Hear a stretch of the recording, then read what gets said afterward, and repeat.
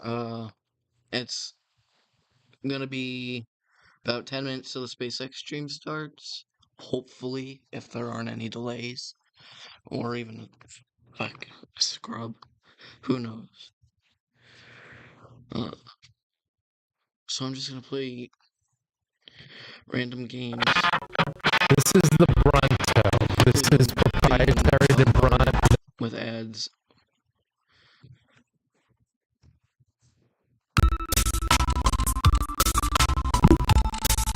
Oops.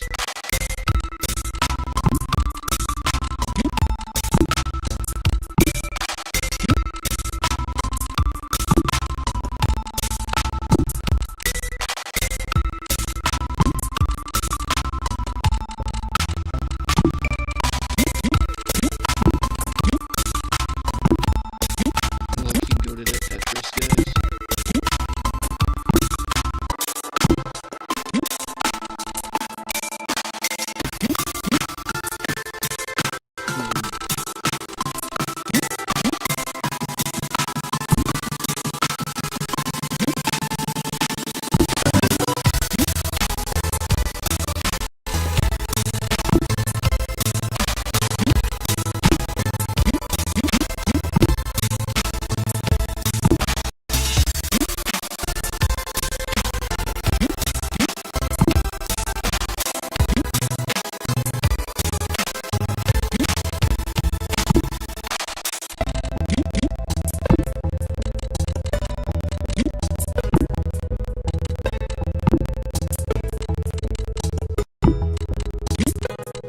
I'm guessing not good.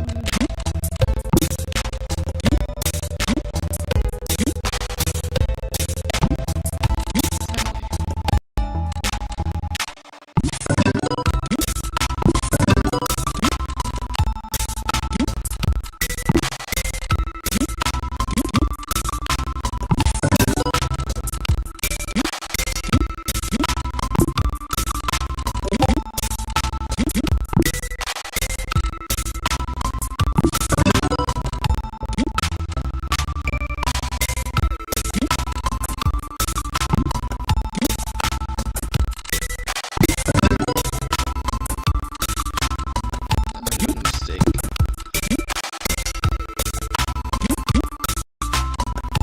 Yeah.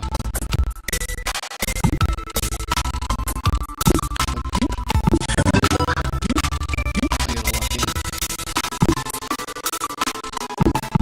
is working. Audio and stuff. I gotta check.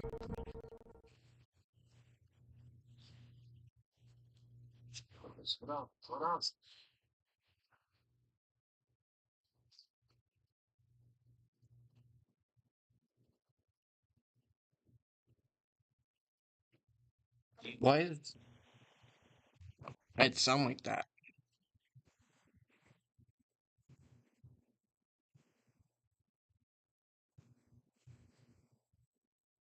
I can't hear any of my audio, but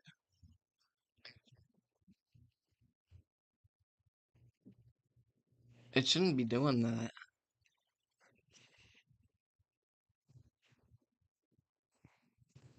Let me just go to YouTube real quick. Oh, my grandma's calling me.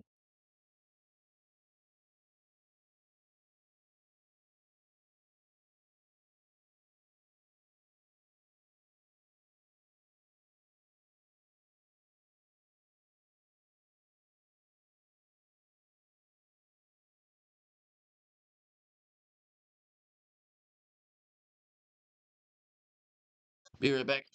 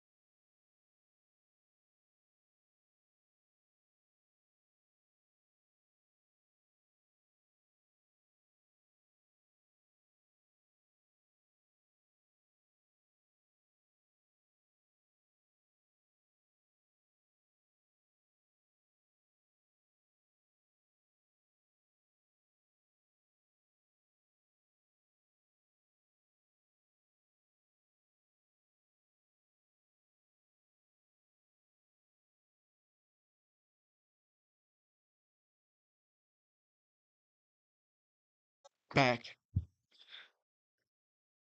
Margaritaville Beach Resort here. I was totally not hanging out at the pool earlier. What a way to start the morning here at the hotel. But in any event, we will kick it back to your regular team. We're going to be up here ready to go. Let's see if we get a launch here in a little bit. Hi, Bunny, if you're watching. Gus and Jack on the roof of the Margaritaville Hotel there.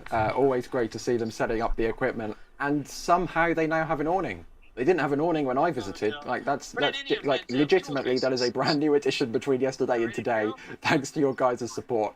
In addition to all of our. That's just Tetris that's messing up. Not the other stuff. Entrust delivers comprehensive. Guys.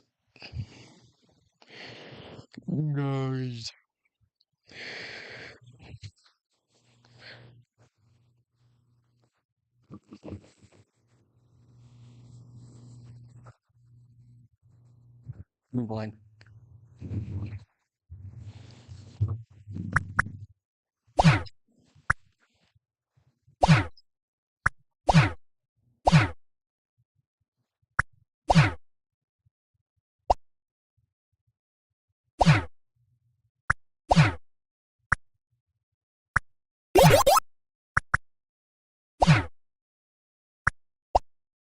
Oops. No. I'm not meaning to fumble this bad.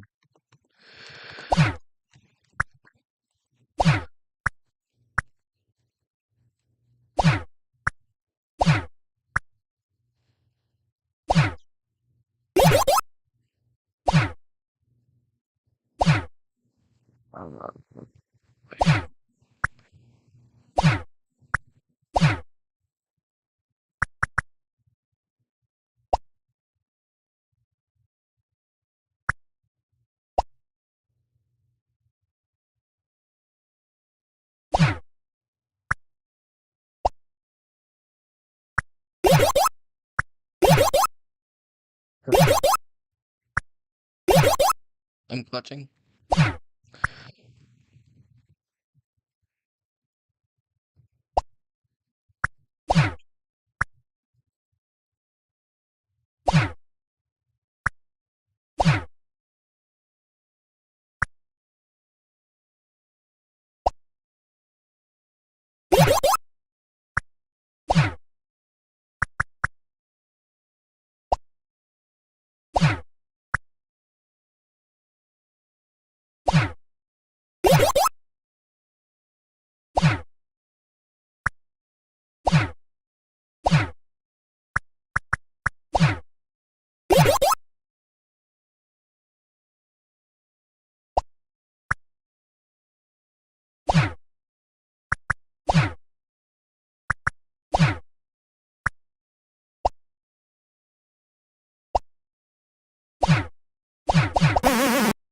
Whoop.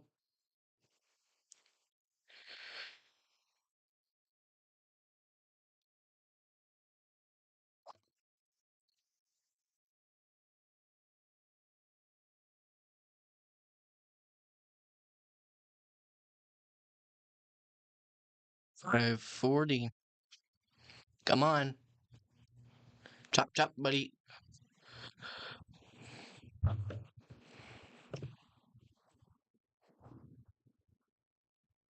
Nope, they're live. 0 views. I'm their first viewer, chat.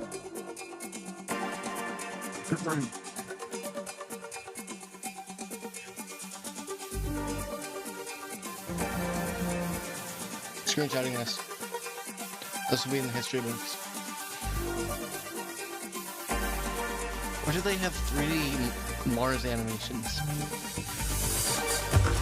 We're going to Mars, like, autonomously, maybe 2028. I don't think SpaceX can get their shit together to get ships on Mars in 2026. This doesn't seem feasible to me.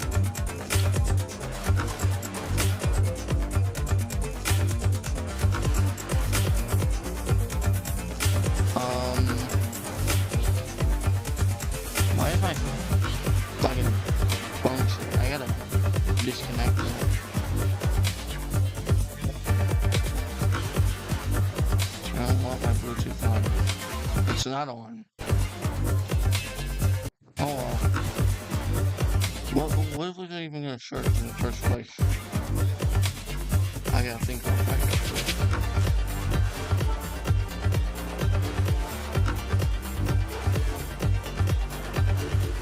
I can search something.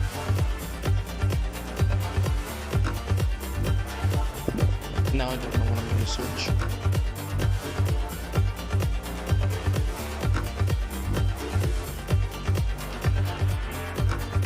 I'm special.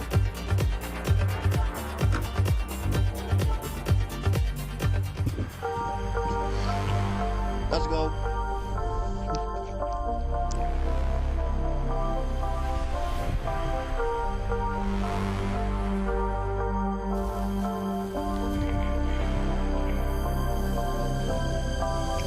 I want to work at Starbase or somewhere like Venice because I really like propulsion.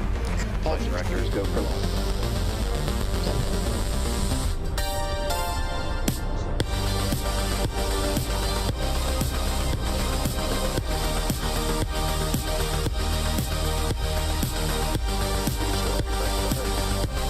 Let's see how many engines we're gonna have on this flight. Is it gonna be all 33 or is it gonna be like 30, 31?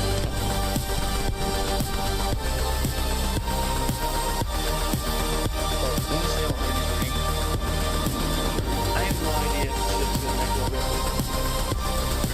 I don't have that much faith in the ship.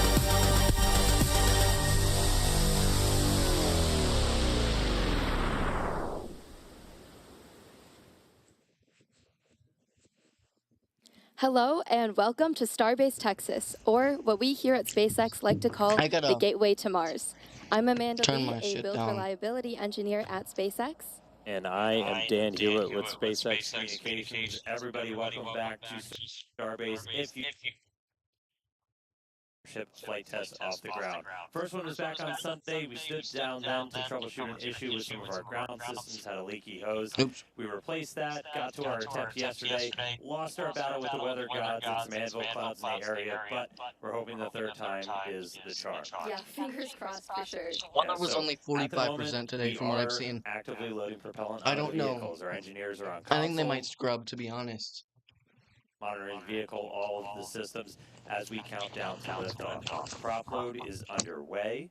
We are looking better on the weather this time, good on the range, and we are targeting the very beginning of our window at 6:30 p.m. Central Time. Our objectives for today, really with the ship, are going to look very similar to the last couple of launches, looking to deploy those Starlink simulator satellites, fly a whole bunch of experiments during Starship's re-entry, testing the limits of its heat shield and its flaps. Ultimately, we want to see ship do controlled descent, soft splashdown in the Indian Ocean. That's really what we're looking for today. Regardless of the outcome, though, goal is always to collect as much data as possible. That gets us one step closer to a I have like fully nothing to operational commentate on. Starship. That's right, and It's either basically way, the flight same as tests yesterday guarantee the and the day maximum before. level of excitement, and Starship will allow us to fly the heaviest payloads ever flown, and ultimately fly humans further into space than ever before, even all the way to Mars, as we always talk about. Our progress here at SpaceX is measured by getting closer to establishing a self-sustaining civilization some on Mars, unblocked and games. these are the flights that are forging that path. If I'm being That's right. honest, Now, there's a got to whole be bunch sites has like happened unblocked to get us games, to this 10th flight but it's test. We're blocked. not going to go all the way back to the beginning, but we're going to start with Starship's 9th flight test, which lifted off in May. That one did end with what we call a rapid unscheduled disassembly, or RUD, on both the ship and booster. Let's take a quick trip back. So Flight 9 marked the first reflight of a super heavy booster. Nah. We saw successful hot staging and the first ever deterministic flip, which gives us extra performance. The reused booster was flown at a much higher angle of attack to push the envelope on capabilities. This did end up causing some internal structural failure, eventually leading to a rapid unscheduled disassembly at landing burn. Ship, though, continued its ascent. While it was going, though, we saw pressure dropping in the main fuel tank, rising in the nose cone. In this view, you can see pop. The fuel diffuser inside the pressurization system. We had a hole developed. The ship still managed to complete its ascent burn, got to its planned velocity, got to second stage engine cutoff. Really huge moment. After that, though, we did run into some issues with attitude control, which eventually led us to skipping the payload deploy and Raptor relight demos. Starship eventually re-entered the atmosphere in an off-nominal attitude, and communication was unfortunately lost approximately 46 minutes into the flight test during entry, but not before we got one heck of a light show. That's right. Looking forward to another one today. The booster rud, we went back and looked at it. That was What do I caused do? we had What do I play? much higher than I'm predicted bored. forces on the booster structure, really honing in on that internal fuel transfer tube inside. That was all due to that angle of attack experiment we were running for today's flight and any of the remaining ones on this version of the booster. We're just lowering the angle of attack of the booster as it comes in, relaxes those forces, minimizes the likelihood that we see that kind of structural failure. Yeah, and then over on the ship side, we redesigned the part of the fuel pressurization system that failed on Flight 9. We put it through a more rigorous test campaign and subjected it to flight-like I don't know, stresses. buddy. And eventually we were able V2 to keeps actually run it fucking for up. more than 10 I don't times know. the expected service life with no damage, which was super exciting. Our goal is always, of course, to make it through all of the objectives we set, but any result that teaches us more about Starship performing in the real-world environment helps us to make those targeted iterations and improve quickly. Yeah, that's kind of been the secret to our success. That's how we developed Falcon 1, our first rocket. It's how we developed Falcon 9, which we've This already mic is flown terrible. more It than makes me 100 sound times like I'm just 10. this year. A little insane. And 500 flights overall. Yeah, super exciting for Falcon 9. And again, we're trying to follow their lead and launch, learn, and repeat. Yeah. So I have an we idea. finished Flight 9. We were getting ready for Flight 10. And if you followed along, we I do originally had a have different an idea. ship number 36, that was slated to fly on Flight 10. But that experienced a pretty major anomaly during its static fire test out at our Massey's test site. We were actually in its second static fire, or sixth engine. We were loading cryogenic propellant on board.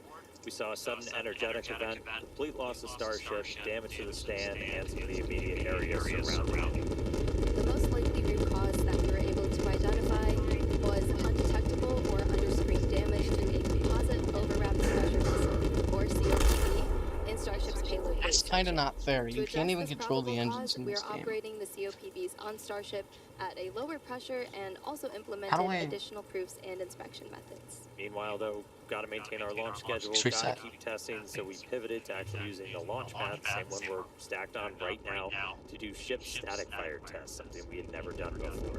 A retrofit was the fastest path to get back to flying. The team was able to engineer and implement a solution to use the ship transport ring, sawed some stuff off, welded some stuff on. We're able to mount the ship, load propellant using what we usually use for the booster, and then do 2 different static fires on Make me that up this orbital launch tab. mount, doing that in a matter of weeks. Yeah, it was really an incredible turnaround to see. And the static fires did give us the data we needed to progress to launch, and are a prime example of our engineer and technician teams working together to build creative solutions to keep us charging forward to bring Starship online.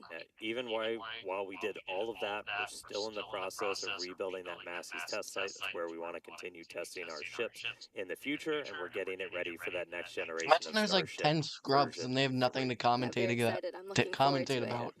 Okay, Because back this is to kind the of like the rocket same on the stuff pad all over currently. again. Starship is the first Like, orbital what do they launch vehicle do? engineered to be fully reusable. It's built for frequent flights and a significant amount of payload. It is the largest rocket ever made, ever flown, largest flying object in human history. It's going to be the vehicle that enables our foundational mission to eventually bring humans to Mars.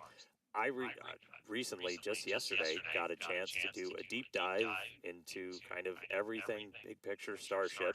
Had some special guests, Elon Musk and Bill Riley. Let's take a look back. We're about to launch the largest flying object ever made, but this isn't on the radar for everybody, and we know that, so we want to kind of take a beat, pull back, do a little bit of Starship 101. To do that, I've got some special guests crashing the for a webcast booster today. for Joining me some now reason. in Star Factory, Elon Musk, Uh-oh. Chief Engineer at SpaceX. This game sucks. Bill Riley, No, I'm our just bad VP at of it. Starship Engineering. Thanks for being here, guys. We got a rocket about to get off the pad, but let's start people off like high level. Like, why are we here? What the hell are we doing here? Well, I don't know about everybody, but I'm here to try to build into the future that I imagined and dreamed of as a child, Hey, where shut the starships engine down. with people are out among the stars exploring This the one's really universe. annoying because I just want to cut the engine, Yeah, but I so can't. the why, it's always important to explain the why of things. And the why of Starship is that we want to be a multi-planet species to extend consciousness beyond Earth. I think for 2 main reasons. One is to ensure the Hey, are you long-term gonna survival and Shutdown. prosperity of life as we know it in consciousness, which if we are a multi-planet species and ultimately a multi-stellar species out there among the stars, the probability of survival is much, much longer. That's kind of the, you know, defensive aspect or life insurance for life collectively. But then there also need to be things that are inspiring and exciting and that give you reason to live. Life cannot just be about solving one tragic problem after another. There must be also reasons to get up in the morning and be excited about the future. And a future where we are a spacefaring civilization is infinitely more exciting than one where we are not. And we're doing it all pretty unique location. I mean, the pad's behind us. We got rocket on the tower. We got another tower right there. We're sitting inside Star Factory, and I mean, it wasn't like this for very long. This is all pretty brand new. Yeah, I think we moved Starship here in about the early part of 2019, so we've been coming that entire time and seeing the site evolve from a double-wide trailer and a tent where we built Starhopper to the first suborbital test flights, and now we have behind us 2 towers for the first time as we build towards the first operational flight from the second tower at the end of this year, and this beautiful building, 1 million square feet, where we're able to work towards a production line of Starships. Yeah, the SpaceX team has done an incredible job of building out really the most advanced rocket manufacturing facility that has ever existed. This is far beyond any rocket fabrication facility that has ever been built. This is essentially alien level technology, and it was all built here, basically down by the Rio Grande River and close to the beach. It's an incredibly improbable location, and this used to be a sandbar. I think we're about 3 feet or about a meter above sea level. It really was nothing. If you see the time lapse from the sandbar to two launch towers and a gigantic rocket factory with high bays, and we're going to be building something called the Gigabay, which is like one of the largest. Why are they literally enclosed volumes replaying on Earth. everything from the So last sort of stream? a gigantic Borg cube that we're going to be building here for. I need to see this. Are they just like doing the millennial stare? Building and storing these What is it? gigantic rockets. What'd they call it's it? really spectacular. Or are they just Anyone like can come letting and stare at visit. the camera?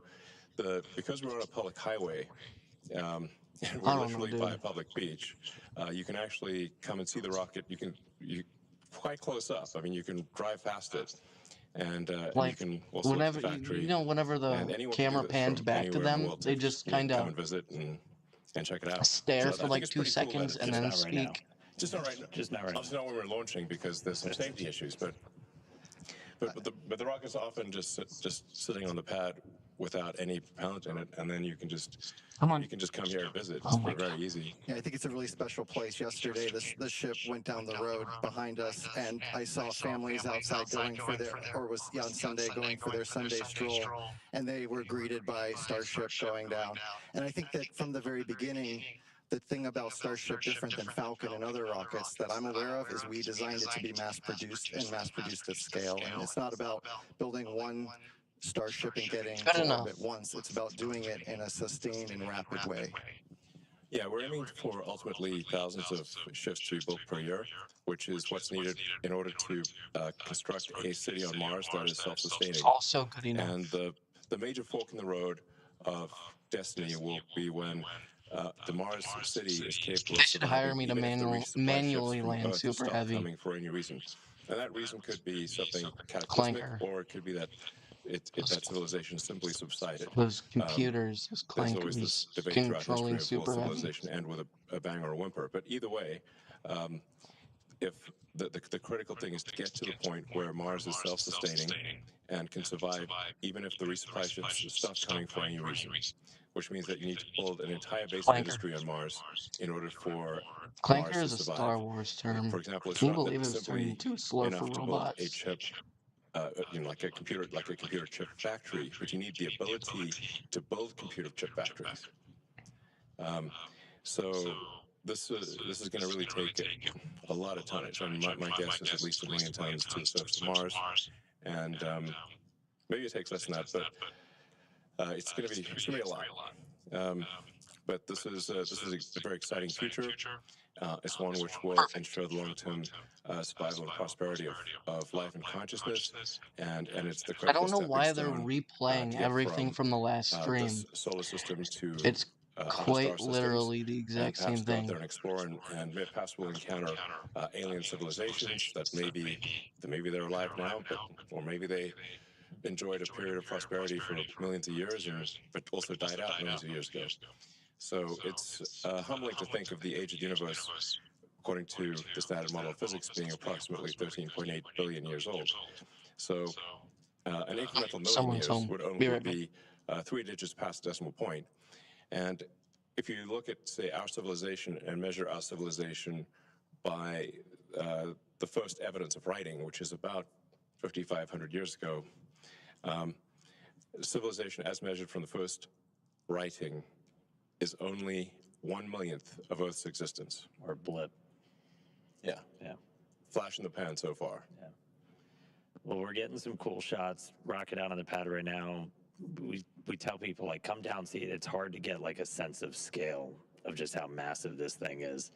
And we were able to catch somebody working on it. I'm back. A little while ago. And, like, part of the reason you said we're sending millions of tons, that's kind of why this And thing I is think so in this massive image, as it Dan, you is. can actually see the person working at the bottom of the ship. And as we zoom out, you see the full ship, that sort of two-tone silver and black, and then the booster below it, right? And it really sets the scale, which doesn't I come have nothing across, to commentate I think, other about. than in person. It's just really when I do boring. tours, I like to say Starship is real, Starship is big, and Starship is really big. And I think you can see there, and with the factory shots you saw earlier, again, we got Flight 10 on the pad, but we got many more behind it. Yeah, so I posted a video yesterday of just a brief scan of part of the Starship factory. You can get a sense of the scale of the factory. Yeah, I guess we could talk a bit about why Starship is the way it is. Like, for example, why is a half of the ship black and half of it is silver colored? And that's because the bottom half of the ship, the bottom as seen from orbital entry, has a heat shield on it. So the black there is the heat shield, and then the core structure of the rocket is a special alloy of stainless steel. And that's where you see the sort of shiny silver parts are stainless steel. The reason for steel over aluminum is that the heat of atmospheric entry and the heat of the rocket engines is enough to easily melt aluminum, but steel is much more resilient against both ascent heating, but especially the re-entry heating. And you don't have to paint it, which is actually very difficult to paint a large object that is going through cryogenic cycles and have the paint stay on. It's quite challenging. And so we've talked about it. It's massive. It obviously takes a whole lot of energy to make that thing move. And that's where Raptor really starts to come in. Most advanced engine on the planet. Giant lightsaber. Oh, that's a lightsaber and a half. Oh, You would get vaporized in an instant if you were standing in front of Raptor. So, or any rocket yeah, engine. burnt to a crisp in Any rocket less engine than a big second. enough. So in order Any for rocket engine in order really to could vaporize create a fully reusable any part of orbital you. rocket, Even if it's small, you it could have like to vaporize your advance the hand. state of the art in Like every part of the Rutherford, rocket. that's That really means small. the engines have to be better than any engine ever. The structure's got to be better than any structure ever. Just kind of commentating You've got on what they're saying or what they said yesterday. You've got to have It's a basically means of bringing the rocket back to the launch pad.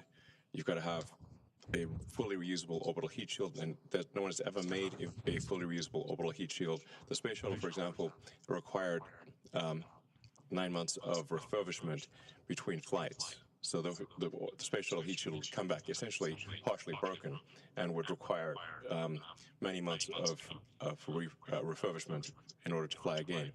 What we're trying to achieve here with Starship is to have a heat shield that can be flown immediately. So the ship, both the ship and the booster, would be caught by the tower arms, and the booster would be placed immediately back on the launch stand, and the ship's got to orbit Earth at least once, but then could be back potentially in one orbit, but in most cases several orbits. So the ship would come back several hours later, but then be caught by the arms and placed on top of the booster. You could also have multiple ships ready so that a single booster could service 5 or more ships, so that you could be flying the booster in theory, every hour. This is kind of a profoundly fast speed, obviously, for the largest flying object by far ever made. But it's the reason why we catch the tower, we catch the booster with the tower arms, and the ship also will be caught with the tower arms, because that's the fastest way to get the booster and the ship back to flight. That If was we had peak. instead put landing legs, which we've done before for the ship tests, we actually had landing legs that flipped down, and the ship we've successfully demonstrated landing with legs. But if you do that, if we were to do that with the booster and the ship, here we'd have to land somewhere else with the legs, then lift the rocket, stow the legs, transport the rocket back to the pad, which is very unwieldy when you've got a gigantic thing. Then it would be picked up by these tower arms and placed in the launch mount. That would delay the reusability dramatically and would add a lot of mass with the landing legs. So that's why we catch the rocket with the tower arms, because it's the same tower arms that put the rocket in the launch mount are used to catch the rocket. And that means that we can put the booster back in the launch mount in less than an hour after liftoff. In fact, the booster is going to come back very fast. Like, 5 or 6 minutes later, this booster is coming back one way or another, or not coming back. So then you really have propellant fill time, which can be brought down to about 30, 40 minutes, and that means it is theoretically possible to fly the booster again in less than an hour. I think when I think about it, it's the jet drives up to the jetway, the people get off, new people get on, and it leaves. You don't want to land the jet on a different airfield and then tow it over to the jetway. So it's just operationally simpler and faster. Yeah, we've had a lot of success with the booster, 3 for 3 on the catch attempts when we bring it back. We've reflown one, so awesome. And then, again, Starship superpowers, the whole thing is reusable. So ship reusability is like what we're working on right now. We've been able to get some really spectacular re-entries on a couple of flights, hoping to get this one for re-entry on the V2 ship. But yeah, that fully reusable heat shield, that thing that has just never been done before, that's one of the things we're really looking for that data on. Yeah, I mean, there are thousands of engineering challenges that remain for both the ship and the booster, but the single I really have nothing to talk about. They're literally repeating the same thing that they said a fully reusable heat last shield, but it will require stream many flights, many yesterday. iterations to figure out where the weak And points are in the heat shield, where we I need to don't know, change the design, either 25 strengthening the minutes tile till or launch. changing how big the gap is between tiles, changing what's underneath the tile. There's 100 different variables that we could tweak with the ship tiles, the heat shield tiles. But the only way to know exactly what we should be adjusting is to fly repeatedly and be able to examine the ship upon landing. And we have successfully brought the ship back through the atmosphere and achieved a soft landing multiple times. So we know that this is possible, but we have in the process shed many heat shield tiles. So we need to be able to do this without shedding heat shield tiles, and do so repeatedly. And I think what you're seeing now is the Starship. This is CG of it coming in and landing on the tower, much like the booster, but there's some additional challenges there where we need to make sure we don't scrape the tiles off as we slide along We can't shock the heat shield. Don't crush the ship. Rapid If reusability. we shock the tiles, then that's obviously going to fail the reusability test. So ships can use the tower to land and catch, like the booster here on Earth, where towers are available. And for our initial landings on Mars and other planets, we'll need landing legs that deploy, much like what you're seeing here with Ship 15 when we did our suborbital test, to prove out the precision descent landing which was a successful test. We actually landed two. One was we were able to actually recover it, and you can see it here in the rocket garden if you visit Starbase. Yeah, so the rocket garden that Bill mentioned, we have actually a whole bunch of boosters and ships, and we'll be adding to them over time. So you can see an evolution of Starship just by driving down the highway. Yeah. So Whoa. reusability is key. There's some other technologies we're still looking to prove out. Really big one is going to be the on-orbit refilling. Looking to do that next year, and that's really what's going to kind of unlock, Starship going everywhere else, going everywhere beyond Earth. And that's something that's, again, never been done before, kind of like that reusable orbital heat shield, but it's going to be something that's kind of some of the other secret sauce to Starship, where we're going to be able to send hundreds of tons per ship to Mars. Yeah, I like to think of it as if we get to orbit with a full cargo bay, but we're empty on fuel and oxygen. So basically, we're running on fumes. Then we send other ships to dock, transfer propellant, and now we made our two-stage rocket look like a many multi-stage rocket. And we get all that performance. And we can take that full cargo bay now wherever we want to go. I'm bored.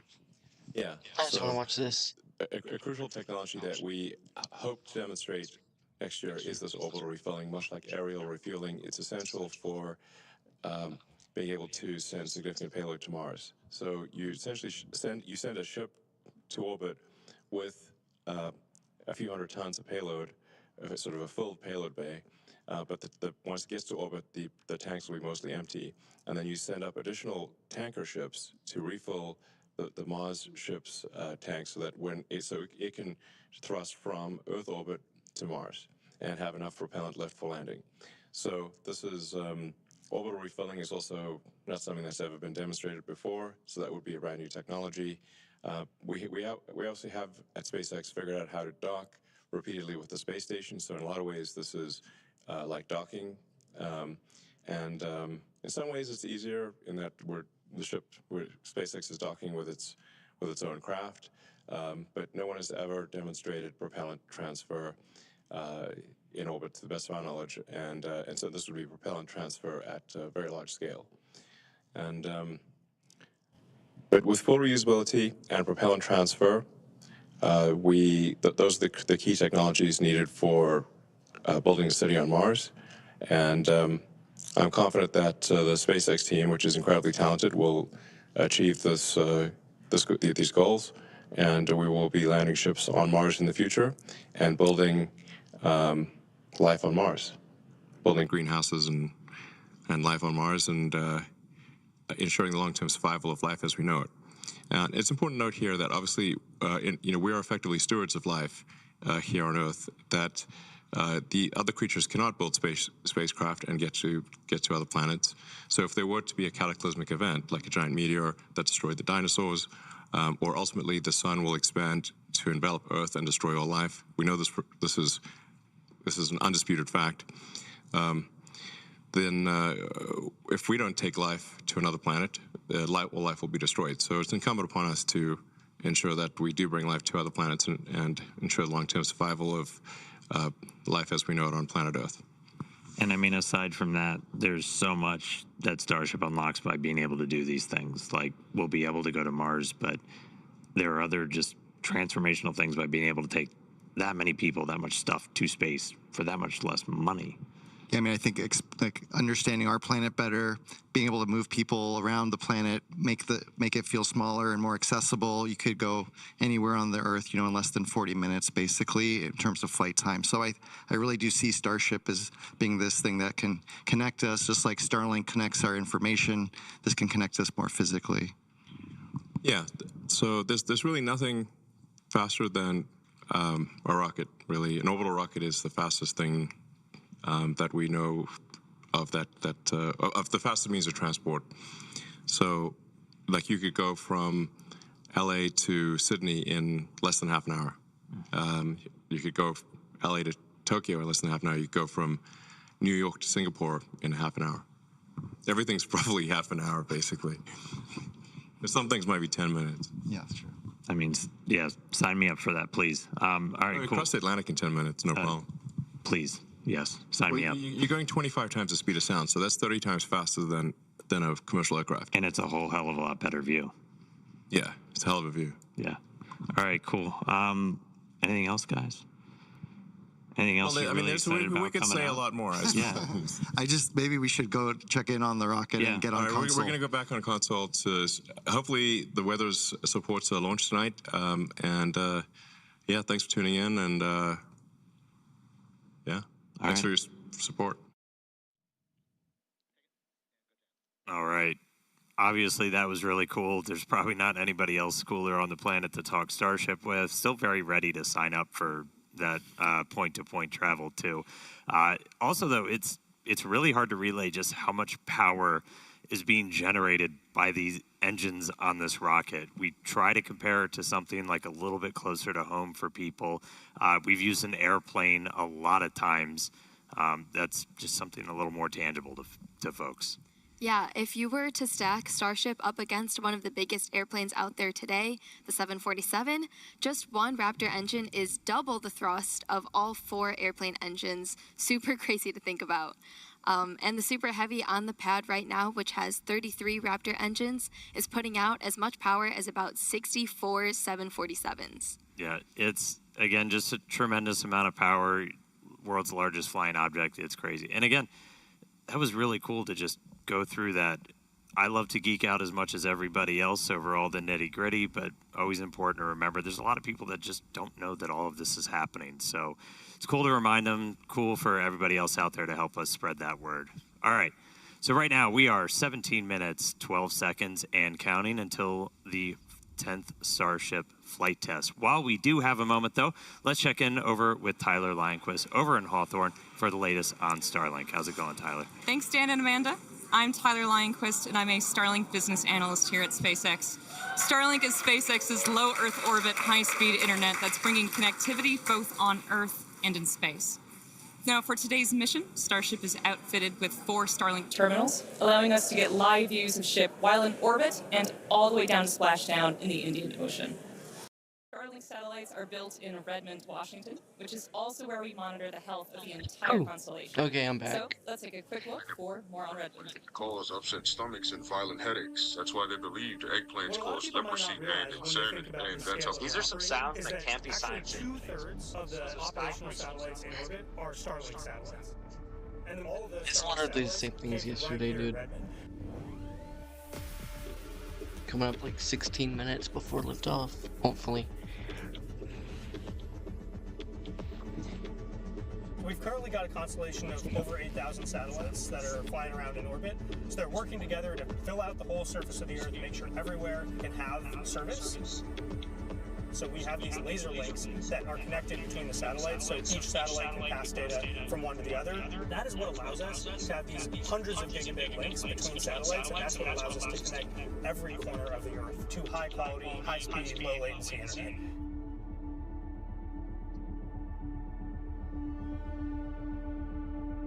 When you think about that Starlink that you have at home, the technology that's in there and that's in your antenna is very similar to the antenna that's on the satellite.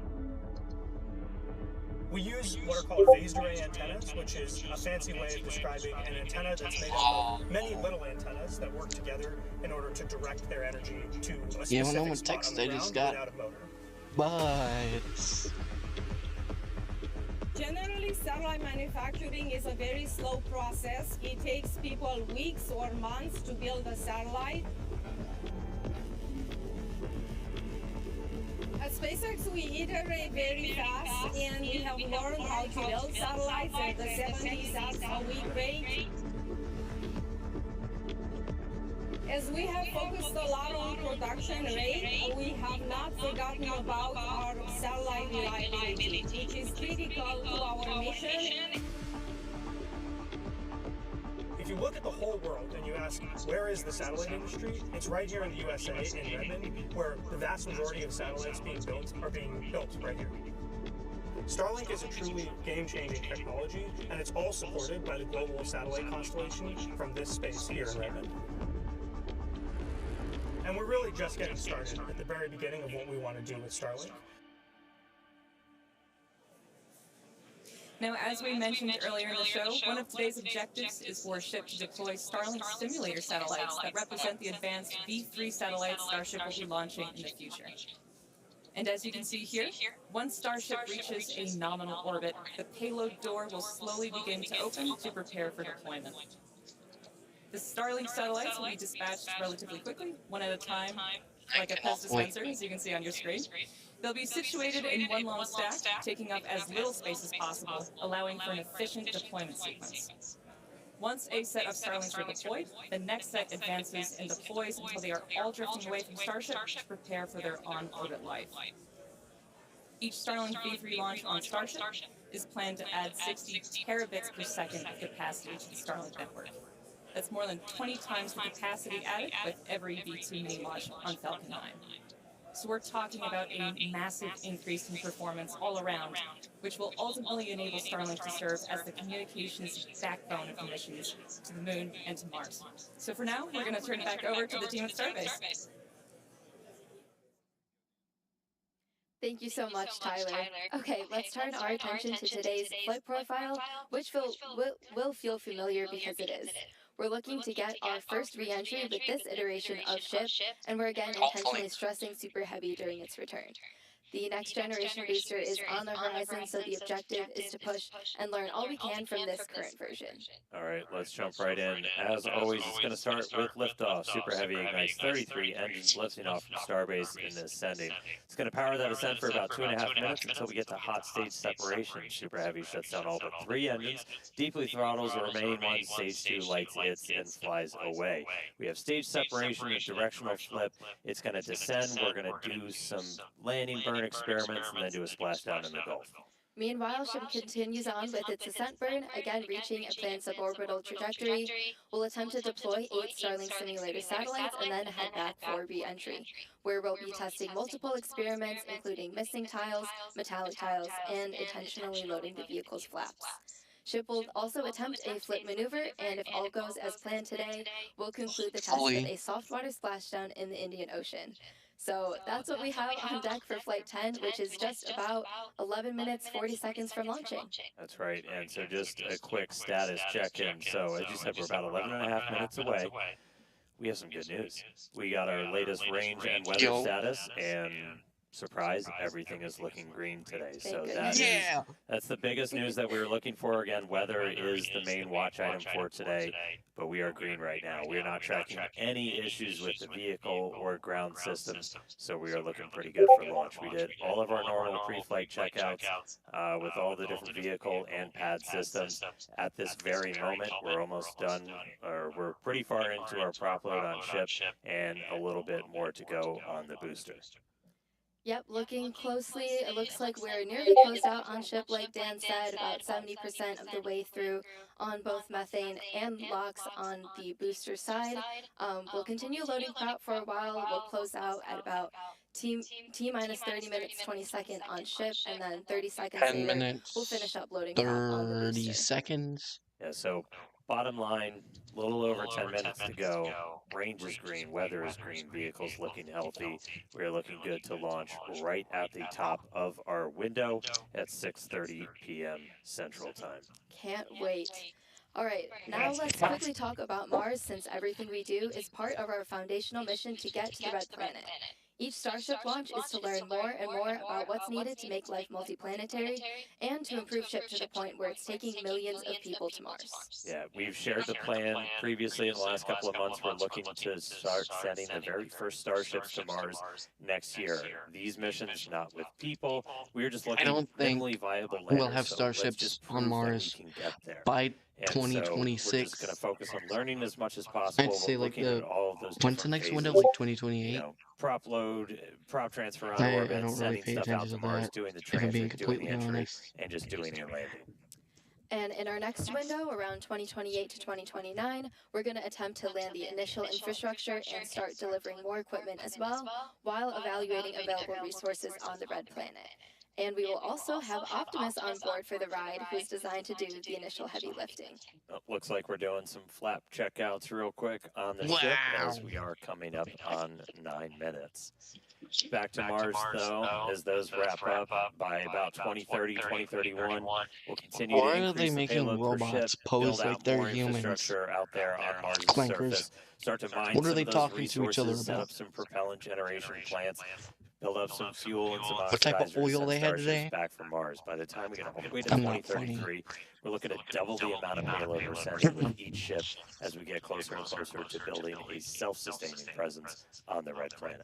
Yeah, definitely lots of exciting missions ahead of us, and these are going to be crucial to setting up what we'll need for humans to eventually My inhabit the planet. prediction And is we won't I be can't doing even this make a alone. prediction. The Italian Space Agency and SpaceX recently I signed don't a think everything is first-of-its-kind going to go agreement well, to but carry I also Italian want to experiments on the hope first Starship that missions to deliver everything customer payloads does to Mars. miraculously So go these well. payloads will include a plant growth experiment, a weather monitoring station, and also a radiation sensor to gather scientific data during Starship's approximately 6-month interplanetary coast phase from Earth to Mars and also on the Martian surface. It's a really exciting mission. Make showing up for work really fun for us. 8 minutes. We're going to need to launch a whole lot more, though. So while we're just under 8 happened to minutes Jessie? away She's from sick. launch today, let's head back over to Tyler and Hawthorne, talk a little bit about how we're going to be increasing the number of Starship launches going forward. Tyler? Thank you, Dan and Amanda. So to put it plainly, in order to launch more Starships, we need to build more launch pads. And that's exactly what we're doing at Space Launch Complex 37 at Cape Canaveral Space Force Station in Florida. Oops. Now, Pad 37 has a storied history, most recently the Delta IV rocket and for the missions for the U.S. government. And prior to that, the pad supported critical development for the Apollo lunar program in the 1960s. And we are honored to have the opportunity to continue making spaceflight history at Pad 37 and Starship. But first, we need to optimize the pad. So earlier this year, we started dismantling some of the existing infrastructure to prep the site for Starship operations. This will include up to 76 launches a year, with up to 152 landings at that location for Super Heavy and for Starship. And to support this flight rate, we plan on building 2 launch pads. Each will have 1 tower that can support launch and landing, plus deflector systems, launch mounts, and water deluge systems. This will also include a propellant farm that will produce propellant on site and serve both launch pads. So there is a lot of work in progress, but Pad 37 is only one part of our plan. 2 starships can launch at the same time or one after another. A Wouldn't the few miles wake away from Pad turbulence 37 at Kennedy Space like Center, our destroy 380-foot tall something? I don't vertical know, dude. integration facility called I'm not good with Gigabay is under aerodynamics. construction. Once complete next year, Gigabay will be capable of housing multiple starships simultaneously for rapid assembly and integration.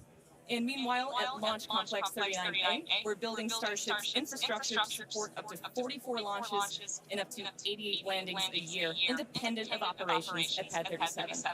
So with 2 launch complexes in Florida, we'll have the ability to fly up to 120 Starships annually, not including our flights from Starbase. So, action is well underway in Florida. How's it looking in Texas?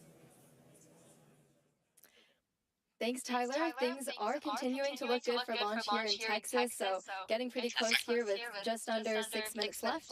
You mentioned Gigabay. We're currently laying the foundation for Gigabay here at Starbase as well, and we expect it to be up and running sometime next year. So, yeah, there's a whole bunch of Starships on the way, and we're going to need more hands on deck.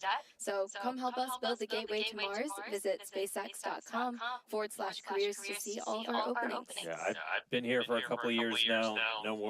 Nowhere more magical, more inspirational on the planet. If you're a space nerd, you can come be like Amanda and build these things for real. It's pretty insane. It's super exciting. And yeah, come check us out. 5 minutes, chat. Absolutely, it's surreal to be here for sure. Okay, so we are looking like we're about 5 minutes away from launch and heading into terminal count. Range and weather are continuing to look good, and pop load continues on both stages of Starship. We'll close out here in just a minute or so. Yeah, we're just about done. It looks like, let me grab my numbers real quick. We're not tracking any issues. We are just creeping up to 90% full on the locks on the booster, a little over 93% on fuel on the booster, and then ship we're just about to close out, so only a couple of minutes to go there. Once we're done, we've got just shy of 11 million pounds of liquid propellant on board those 2 different stages. We'll see a couple of final things happen. 4 minutes. Can't really see it. It's all going to be happening in our ground systems as we'll do pushbacks clear all of the I'm just listening to propellant their atoms lines that are commentary. I have flowing up nothing through to the talk tower and about. into the vehicles, and get ready for launch. We just did our final guidance, navigation, and control system checkouts. Our flight safety system is being armed right now, and we're doing our final wiggle check shortly with the engines on the thrust vector control. It's how we're steering the rocket. If we need to hold, which we are not currently tracking a reason to hold, that would come at T-minus 40 seconds. You saw us do that yesterday. We can hang out there for about 8 minutes or so right now. That's the point. It's built into the countdown. If we need to wait for clouds that just won't go the heck away or any other issues, we can hang out at T-minus 40 for a bit. But at the moment, we're not planning to do that. Now, once we pass that T-minus 40-second mark, a number of events are going to occur in rapid succession.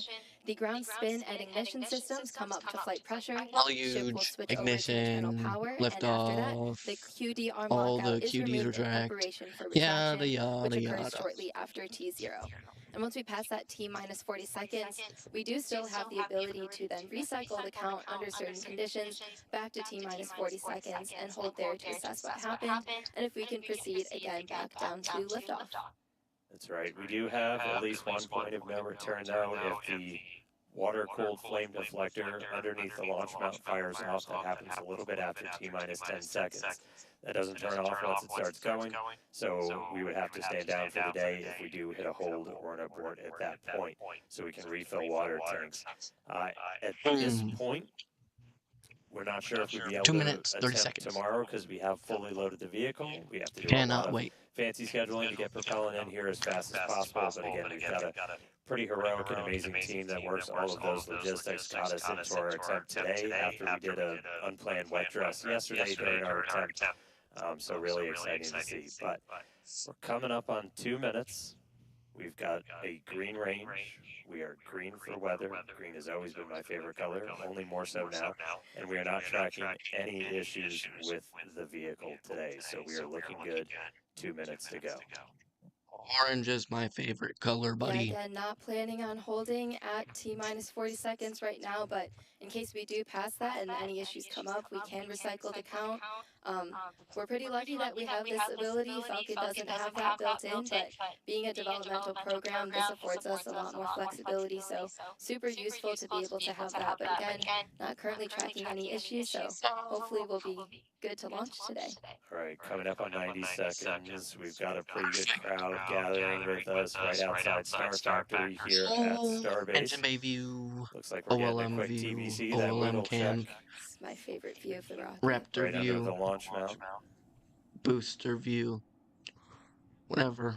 I think it's just OLM All right, cam. so we've got crowds gathered out at Hawthorne, crowds gathered here at Starbase. Super fun to see people getting to watch out on the front lawn now. Notice how they weren't cheering yesterday? 1 They minute probably to knew go it to was going to launch. scrub.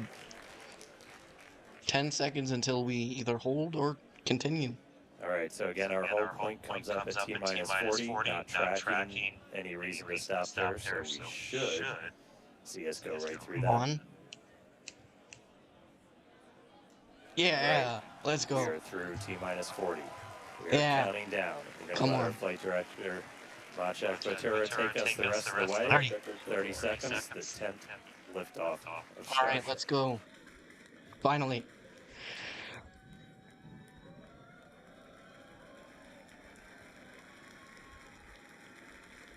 T-minus 15. Come on. T-minus 10. 10, 9, 9, 8, 8, 7, 6, 6, 5, 5, 4, deluge, 2, 1, ignition, all 33. And we have liftoff. There we go. Finally. Finally.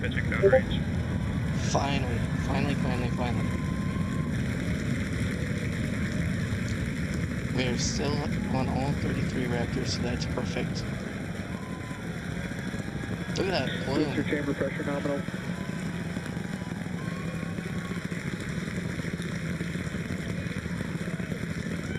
That's just insane. Never gets old. All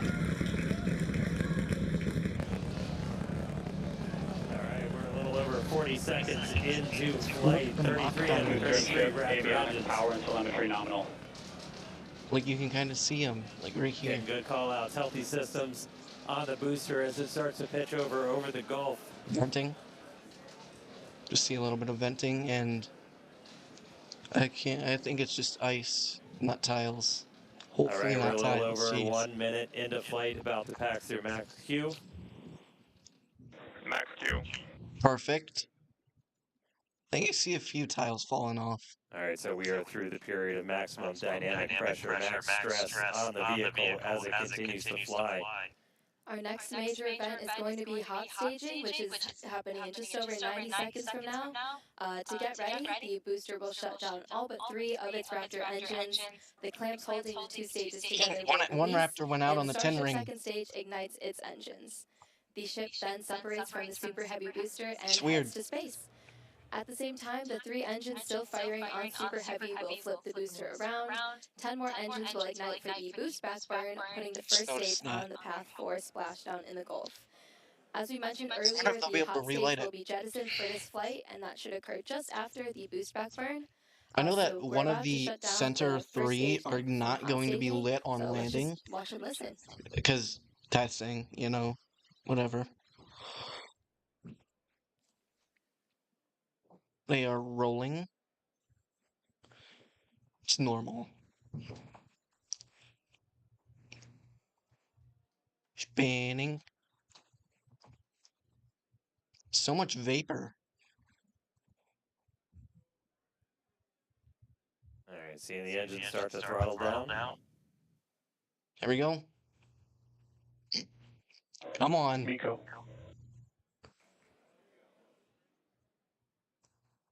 Ship ejection. All right. It's all ship now. Stage separation. Finally. Ship 37 don't Stage know me now. separation confirmed. We've got 6 engines running on ship. Booster is doing its boost back burn, continuing now towards its splashdown site in the Gulf. We are seeing all 6 Raptors lit up on ship. They didn't relight that one Raptor on the 10 ring. I could only assume that it was shut down for safety reasons. Heard them report That happens. Ship chamber pressure nominal, so that chamber pressure, just that expected thrust level in those Raptor engines on the ship. 3 vacuum optimized, 3 sea level, all looking good. Got down on the booster. No, they shut down the 10 ring. Ship is still looking good. What is that? It's like There's blue. a view into the business end from the ship. Why is it blue?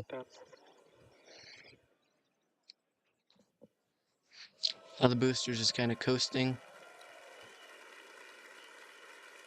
Amazing. All right, so at this point, we finished our boost back burn, so that was shut down. So that's Now they are the first of reorienting. the 2 burns after a launch that the booster's going to do today. So now it's headed towards the Gulf.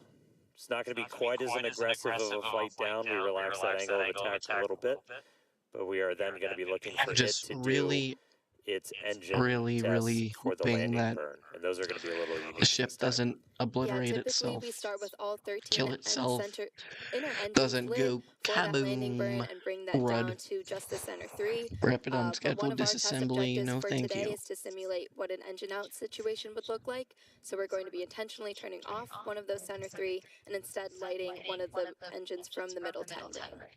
Yeah, we did see one of those engines in the middle ring shut Hot down stage ring during separation. the initial looks like we have When are hot they stage finally there, going so to you can see land it with the ring? floating away there Because to the there's left of going to the be booster. new rapid reusability if they don't stop Yeah, we did see one detaching of those that middle ring. engines shut down during the ascent. Again, we are resilient to engine out on super heavy. That's why we're able to get through our ascent. Nominal trajectory, let's go. Starship flying on the expected path. There's still a Finally chance going to that have a engine could ground be back view in of the the mix for the splashdown. very start of the landing burn. Hopefully, so we'll see if we light up we all did with 13, Booster 13. But we've even done a landing burn at the tower with an engine out. I think we so did with the last very splashdown resilient. attempt. We'll see how With it does 14 on its again. way down 14 to the Gulf, reflew. But since it was at such an aggressive attack, it went Right, so we got a Kaboom. couple of Red. minutes. That landing burn start should be just about 40 seconds away. 40 more seconds. Come on. That's always rad. You can see Oh, you can see all the heating on the plume itself in the background as the it was inside coming in. of the booster, the engine bay. Raptor about bay. 20 seconds I till forgot what landing it's called. The aft section. Lots of aft section heating. Ship Raptor chamber. Vapor cones. More like, I don't know, not cones. They're not cones. All right, here we go. Ignition. Landing burn startup. Oh yeah. Looks like we got 12 of those 13. Oh wow. Down to 3, including one of the middle ring.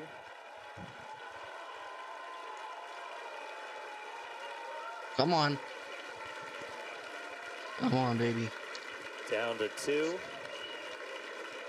Nice little hover. And splashdown. We are tipping now.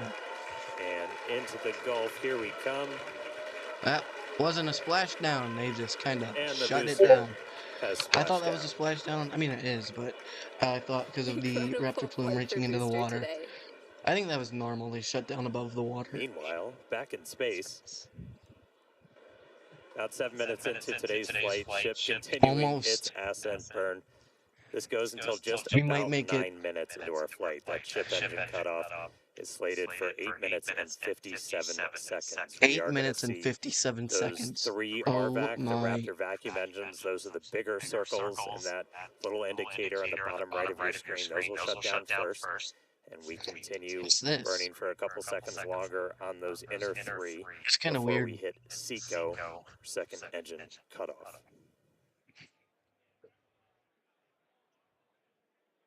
Yeah, these views are looking great. Once again, thanks to Starlink for What was that? getting I us don't like these that. views. It's just incredible. Come on, show the engine bay. Show all the Raptors. Come You on. just heard the sound from Booster. It's like we just got a That late show boom cool. from the booster.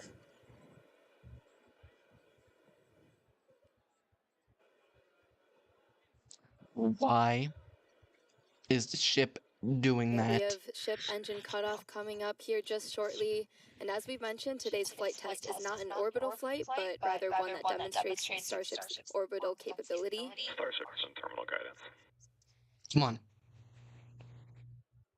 All right, What was it? entering the 50 final something phase of seconds? this 8 minutes, burn. 50 something seconds. You got this. Under 30 seconds to go. Come on. Come on. Let's go.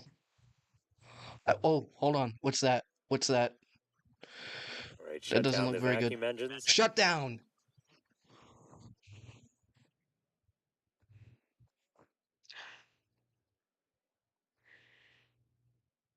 Ship engine cutoff. We shut down those center 3. Successful ship engine cutoff. I did it. Yes. SECO, baby. Here we I go. think I have One. decently high confidence for it to survive re-entry now that it's actually made Alright, we just orbit. heard the call out for nominal orbital It depends insertion. on how the relight goes.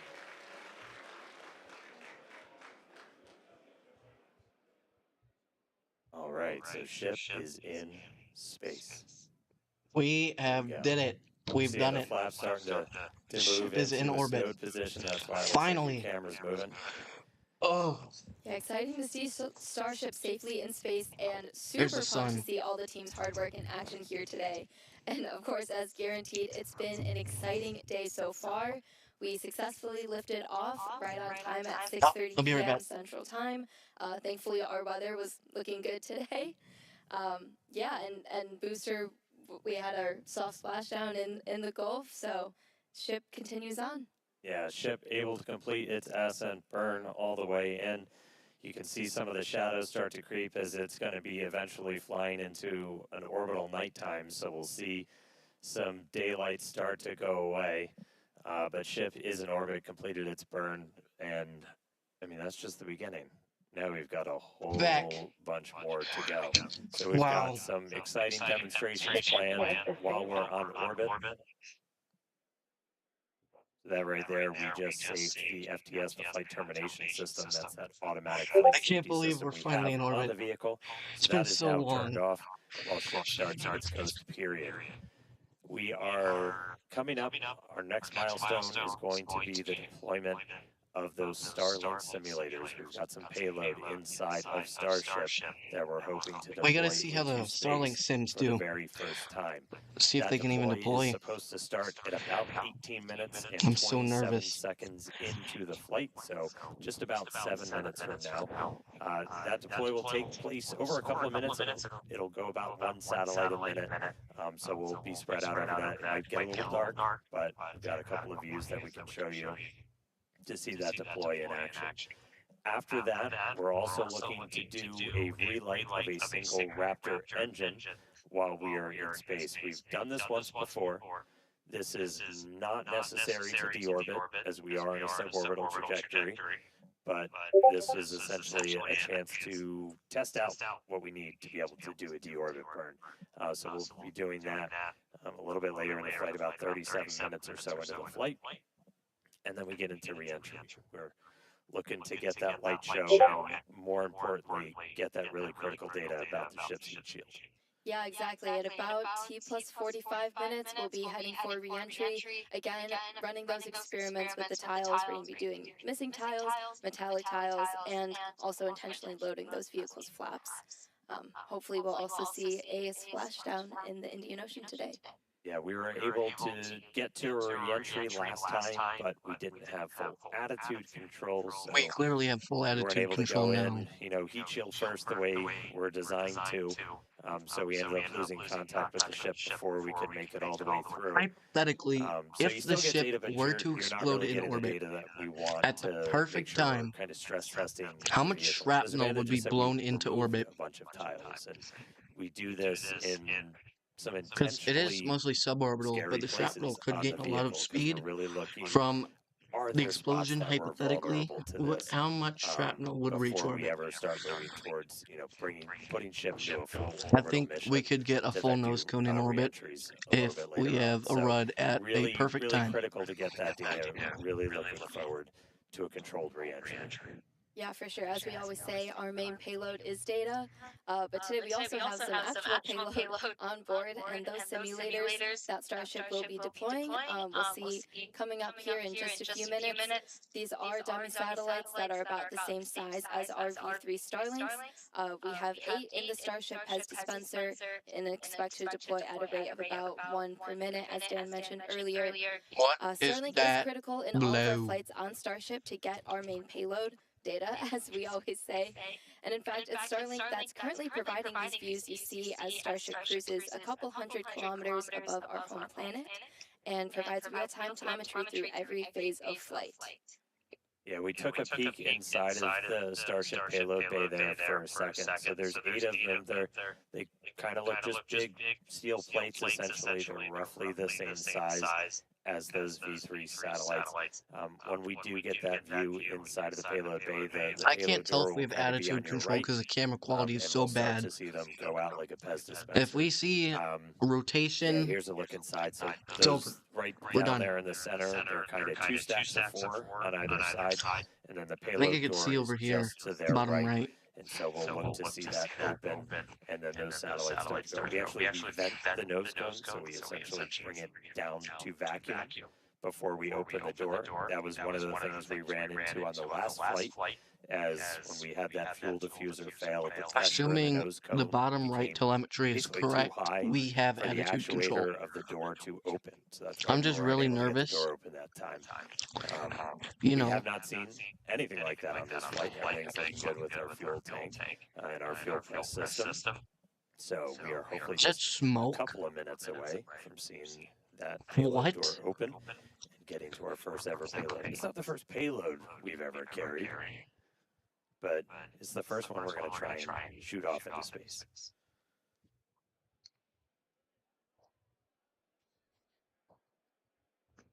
All right, so I think we're supposed to open the payload door in just about a minute and change. And you're seeing a little bit of residual gas, and We opened the door once. I want to say it was back on Flight 3 when we were able to make it up into space. And you'll kind of see a lot of that gas rushing out into the vacuum of space. It's That the makes sense residual then. that's left over after we've already vented it down. So kind of a cool light show. And then we'll get ready to deploy those payloads out.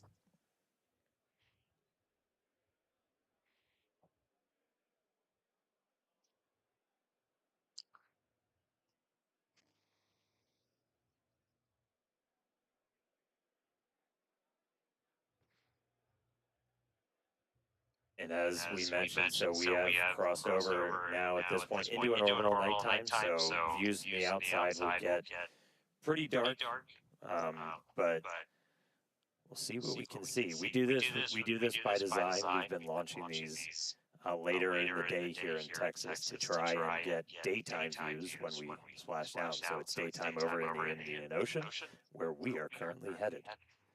Just a few seconds until we expect those payload doors to open. Few seconds. Come on. Let's go. All right, one more time.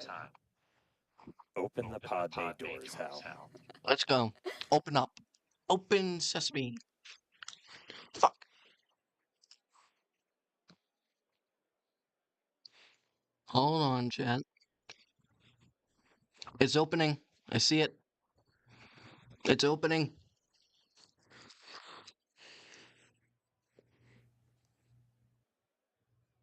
See it.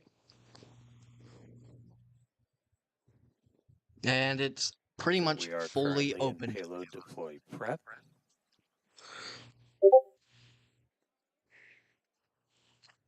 Finally. It worked. The payload bay finally works for the first time.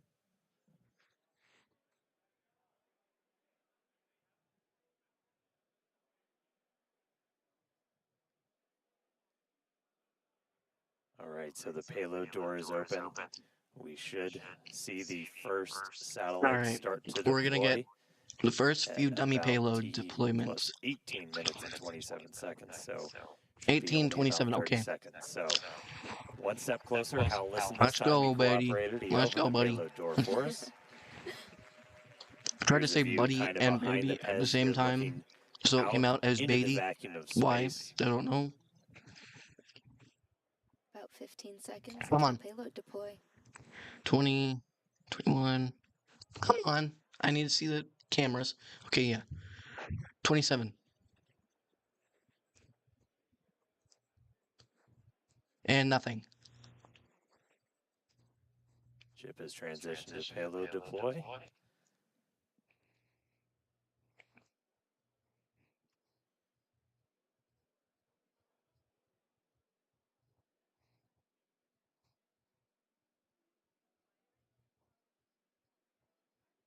Nothing.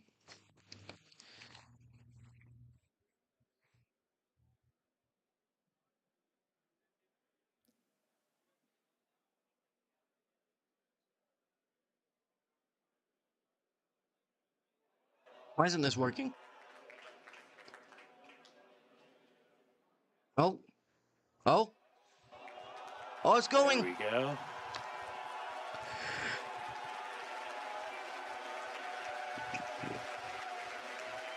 It's stuck. Why are they cheering? It's clearly stuck.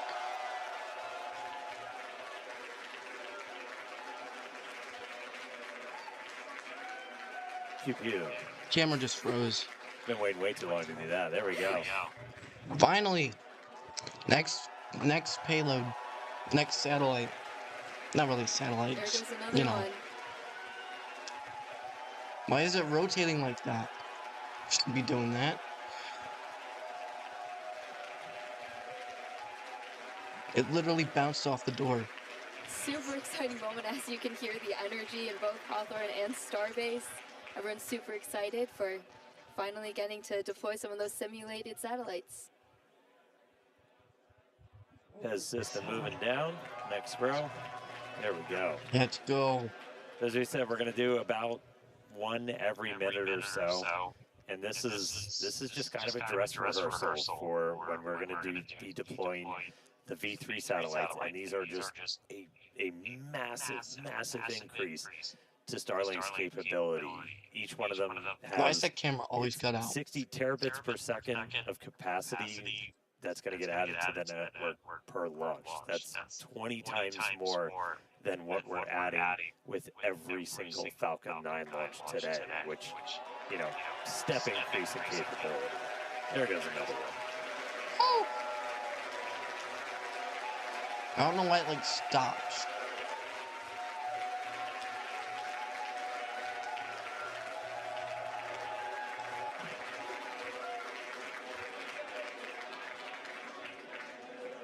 All right, so as we said, we've got 8 total that we're going to go through today. It's about a minute for each one, but looking good on payload deploy. Another one.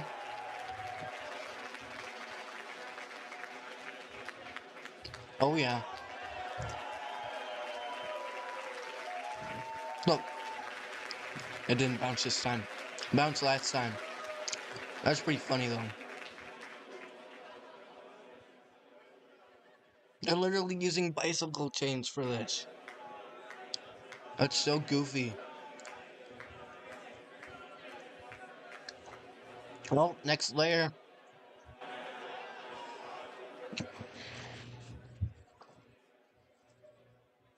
I just hope a micrometeorite just, like, penetrates Starship and it explodes. That'd be pretty funny. And just give SpaceX a hard time. Like, a failure for no reason. That'd be so silly. So we're about halfway through when we actually start launching the V3 Starlinks on Starship. We're going to be flying about 60 each time. It's very wobbly. It'll be about an hour to get through a full stack, but again, it's just going to be a massive increase in the amount of bandwidth. Next satellite. It's going to enable, gigabit upload download for people with Starlink, anywhere on the planet. And for us, Starlink is just a tremendous part of just the Starship flight test program. I can't believe Always we're getting finally us doing that this. data, and yeah, the amazing views we have on the vehicle today. Yeah, views brought to you by Starlink of us deploying Starlink simulators before we deploy actual Starlinks. How deep does it go? All right, another one firing out. Yep.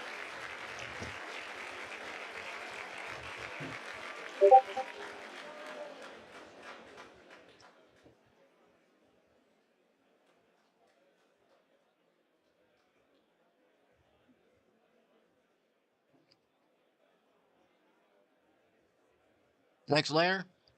This is the last layer. Nope. One more layer after this. Pez looking smooth today.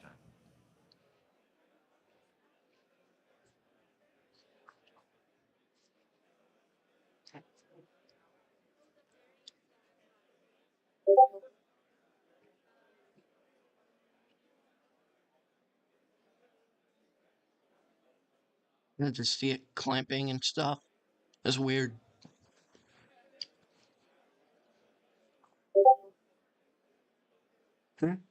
I think this is the last set of satellites.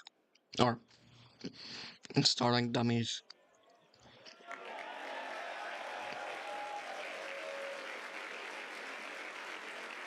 All right, looks like we've got one left.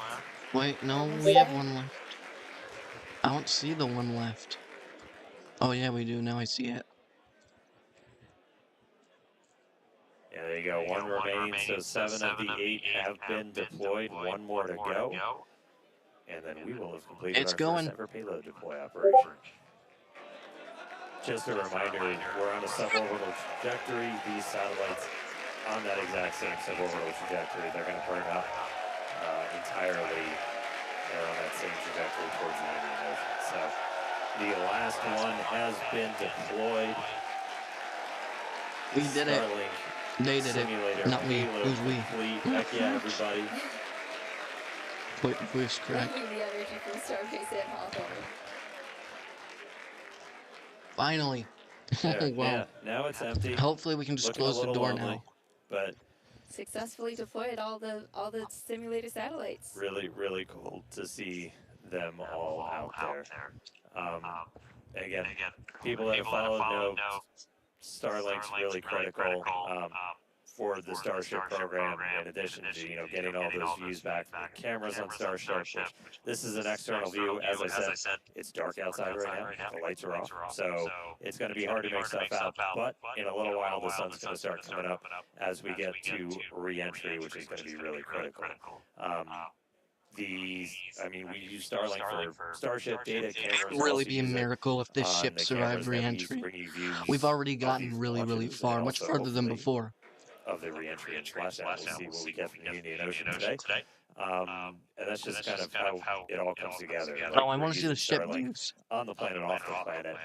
And with Starship, we actually get pretty insane. If you're in the space industry, bandwidth to space is usually pretty minimal. We get about 120 megabits per second. That's split between our high-definition video and real-time telemetry. We get that every phase of flight, including re-entry. So it's not just giving us views of re-entry, but we're getting all of that engineering data in real time through phases that it used to be impossible to get that in real time. So just really incredible. Yeah, Starlink definitely affords us all this capability and reminders the world's largest satellite constellation operating in low Earth orbit to deliver high-speed, low-latency broadband internet. This provides internet access to people all around the world, many of whom had never had connectivity before.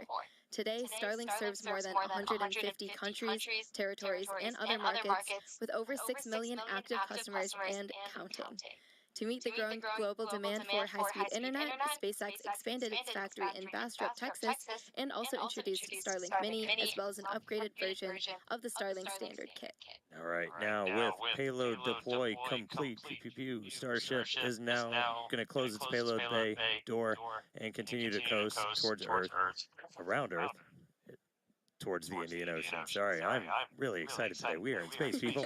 Still a lot of major events to come, though. We are looking to relight one of those Raptor engines at about 37 minutes, 33 seconds into the flight, followed by atmospheric entry, hell of a light show, and splashdown. So we're going to go on a quick break, take a quick coast, sit back, enjoy the views. A little bit dark now, but they'll get better soon. A couple of space jams. We'll be back in just a few minutes for that Raptor relight, and then Few minutes, chat.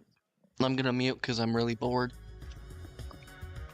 And I don't want to watch, coast phase for like a long time. So I'm probably just gonna mute during coast phases and scroll on TikTok while also looking at the screen. But there's really nothing to commentate on during a coast phase, Like, even they aren't commentating.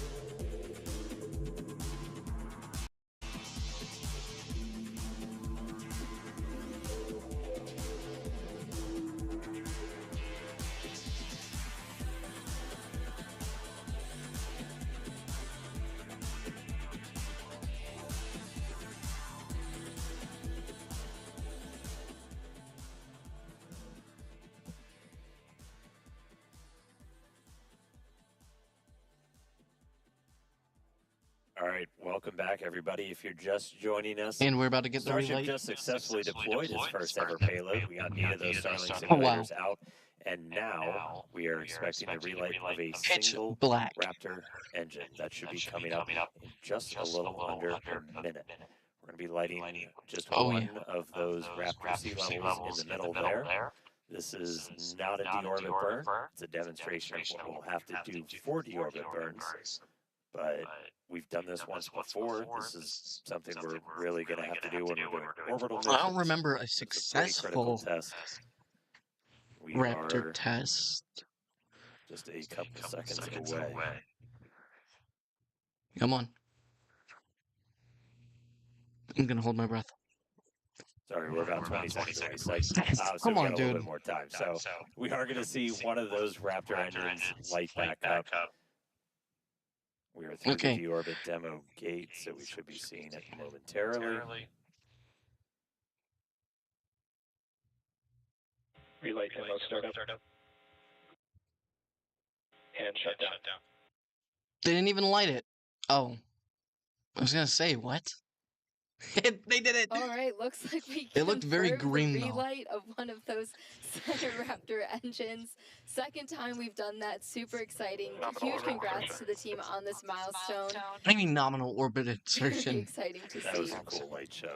Yeah, I get to do a mini version here. So again, that's going to be really critical for when we're doing deorbit burns. Like as you're going through, which if you don't have any of these, oh my God, they're so much fun. But like you're able to actually Dan, turn it on. Light that engine. Not set my co-host on fire. And that's what we'll eventually do to, break out of orbit, come back down to Earth. Can't so wait. really cool to see one of those We're engines almost light to back the up Indian again, Ocean. in space. Over It was our last South in-space Africa right now. Very exciting. Southern We're gonna Africa be heading and back South for Africa. re-entry I'm at about pretty sure, yeah. 45 minutes. So we're going to take another quick break, and we will see you soon. Another break. Okay, guys.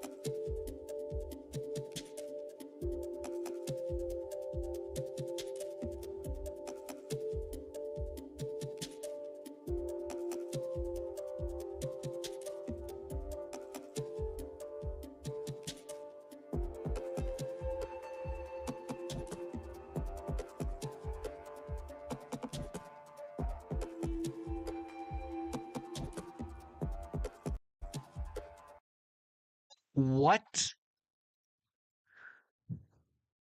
Well,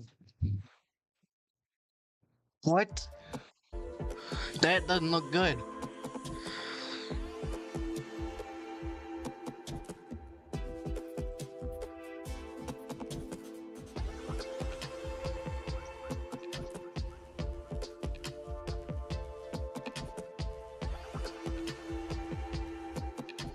Starship is slowing for entry.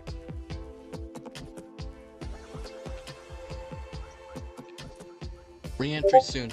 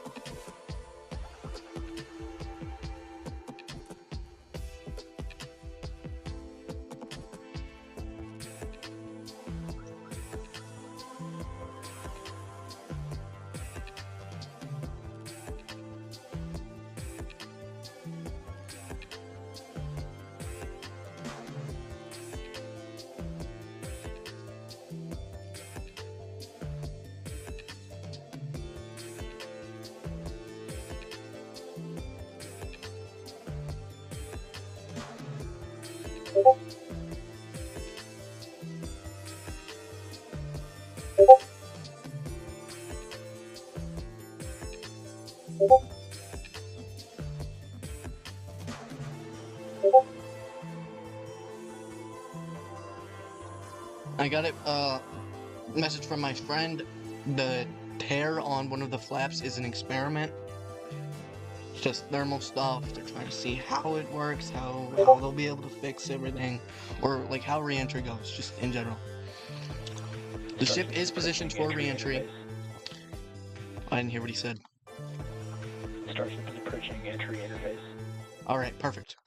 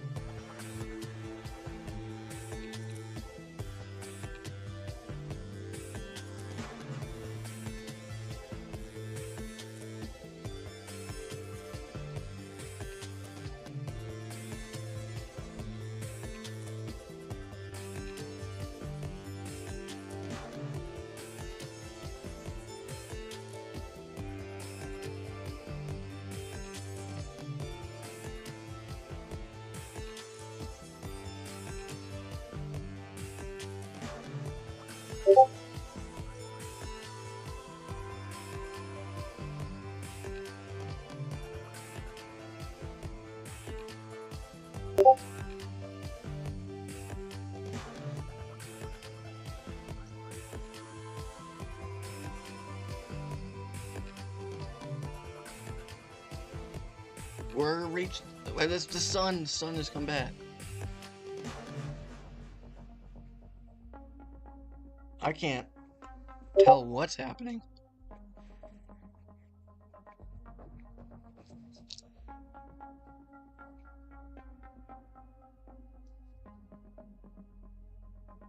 Apparently, this little tear or whatever is an experiment that they want to test during re-entry. Not like an experiment, but like they purposely fail stuff to see how it does. This is one of them.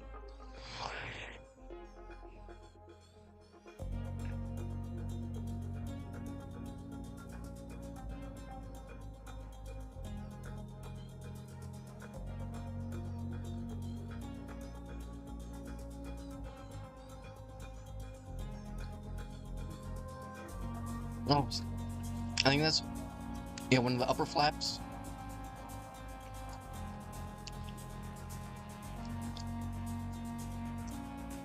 Oh, I'm starting to see some re-entry glow. Or am I just crazy? Also, why is that facing towards the sky and not the Earth? Well, we may never know.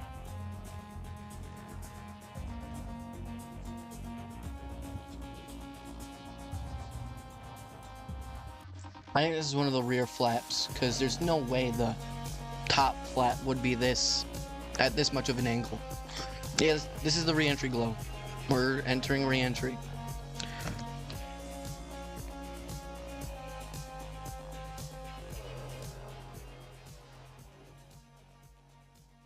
Alright, so we are back. We are about 45 minutes into the 10th flight test of Starship.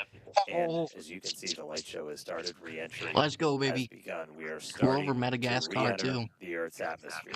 We're moving about 5 times the speed of Mad sound, electric. and we're about to start barreling through Never the mind. Earth's atmosphere and head for a splashdown in the Indian Ocean. We don't plan to recover the spacecraft today, but if we do make it all the way down to the water, who knows?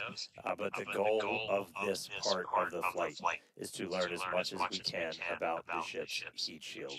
Fully reusable, rapidly reusable heat shield for a spacecraft has never been done before. It's one of the hardest engineering challenges still out there for us. And so this is the time to really dig in and get that data. Yeah, Battle of absolutely. Starlink. And Thanks re-entry for is the a re-entry critical views, phase of buddy. flight, so we'll need information on how the ship's system end up performing. And Starlink will also help us gather as much data as possible, which is really the main reason why we do these flight tests. Starlink provides us with I one more will path be to taking collect a data screenshot to help us when it rapidly reaches iterate on 67 Starship's kilometers. design And if the ship Because manages to make it who all the wouldn't? way to re-entry, we'll collect valuable data on the spacecraft flying through the Earth's atmosphere at hypersonic speeds, or more than 5 We're times going the like a speed of sound. kilometer, Yeah, throughout history, like a lot of times 1/10 this of is a when kilometer you per go second. into just a complete data and insight blackout, It's like where 100 meters per that second, plasma right? sheath builds up around the outside of the spacecraft that blocks all of your signals that are trying to fight through to talk to either satellites out in space or towers down on the ground. Starship's big size kind of gives us awake, but what really helps us Say that's punch about 100 through is the kilometers fact per that we're using second. Starlink. Or I mean, We're operating at just a whoa! much higher frequency. Whoa! That's not what we want to see, so Whoa! we just saw some of the aft skirt just take a hit. Oh no! So we've got some visible damage on the No, aft skirt. no! We're continue to re-enter that. And again, we are intentionally stressing the ship as we go through this. So it is not guaranteed No! to be a Oh smooth no! ride down to the Indian Ocean. We've removed a bunch of tiles in kind of critical places We still across have good the attitude vehicle. control. So seeing stuff like that is still The valuable COPV to us. exploded. We are trying to kind of push this vehicle to the limits to learn what its limits are as we design our next version of Starship. So I'm placing my 47 bets minutes, at 45 seconds into the flight. Excitement ticking up a little bit around on 70 to re-entry 75 already, kilometers is when the but the light show is ship starts to continuing. tumble. This re-entry is going to take We're about so 20 cooked. minutes The or so COPV exploded. until our planned splashdown. We were trying to splash down about 1 hour and 6 minutes into the flight. Yeah, and one day Starship is designed to land on Mars, where there are obviously no runways or other humans to help us out. So we are doing propulsive landing instead of more traditional means such as parachutes. And propulsive landing enables us to have more rapid reusability with these vehicles. Yeah, the ship itself, it's a little over 50 meters tall. We've Oh got man. those 6 engines on board, the 3 Maybe we could do vacuum, like, the 3 sea what was the level, first and ship they're that down survived in that re-entry? outskirt region, which I think it was Flight 5. Maybe we could do one of those all over again. Look at that. There's a right, so at this gigantic point, hole in the flaps the have skirt. control. That means we're getting into a dense enough part No, of the the ship is so atmosphere cooked, it's not going to that the survive flaps re-entry. The can start Raptors are going to controlling get us. We're fried, not and it's going only to tumble. reliant on those kind of reaction control system thrusters. And I think we're going to continue losing hearing propellant some too. callouts as the ship makes its way back to Earth. So when we hear entry max heating and entry max Q, that will mean the ship has made it through the maximum heating and aerodynamic loads it will experience as it returns. So if it makes it through those, we could say we're doing pretty well.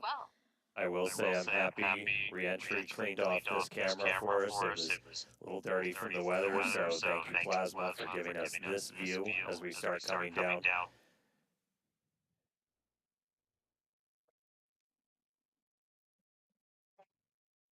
The hit we saw to the skirt, definitely interesting. I will note, when we started doing these missing tile tests, we were intentionally removing them only in the skirt, as that's, that's not over your fuel tanks or anything else. That's kind of structurally critical for keeping the entire vehicle together. That obviously exposes your engines, so that could do some things for our landing burn, but for now, we are obviously continuing with this re-entry. We are committed. Indian Ocean, here we come. 50 minutes since launch. Oh, whoa, what's that? Those colors start to That's build big up a vent. little bit. Big gaboom. We are at the point where we're in dense enough atmosphere that the flaps have control. So about 74 kilometers in altitude. We are so cooked. The ship is going to tumble. See some sunlight, so we intentionally time these launches right now. So we have daylight. The sun should actually come up over the horizon on Starship in about 3 minutes. Some debris on this camera. So as we get a little bit further into this re-entry, that inky black below you is going to start to look like clouds and hopefully a bright blue ocean as we make our way down onto the other side of the planet. Like, what if we pull like a ship 29? We've got these cameras. These cameras are really cool. We added these several flights ago, looking directly at the flaps. Oh, yeah. As not just the heat shield, but these flaps, how they're able to control the vehicle, withstand that re-entry, the seal locations, so kind of where they connect to the ship itself are some of the most critical We will Sparks do missing everywhere. tiles on those where, again, we're And the trying ship is to, leaning towards the right. we're kind of being mean to this Starship a little bit. We're really trying to put it through the paces and kind of poke on what some of its weak points are. I mean, we even have missing tiles over some of those fuel tank sections of the ship itself. And so we're really trying to see what are our limits. We're doing this We over aren't surviving this. The ship is leaning. empty area over the Earth.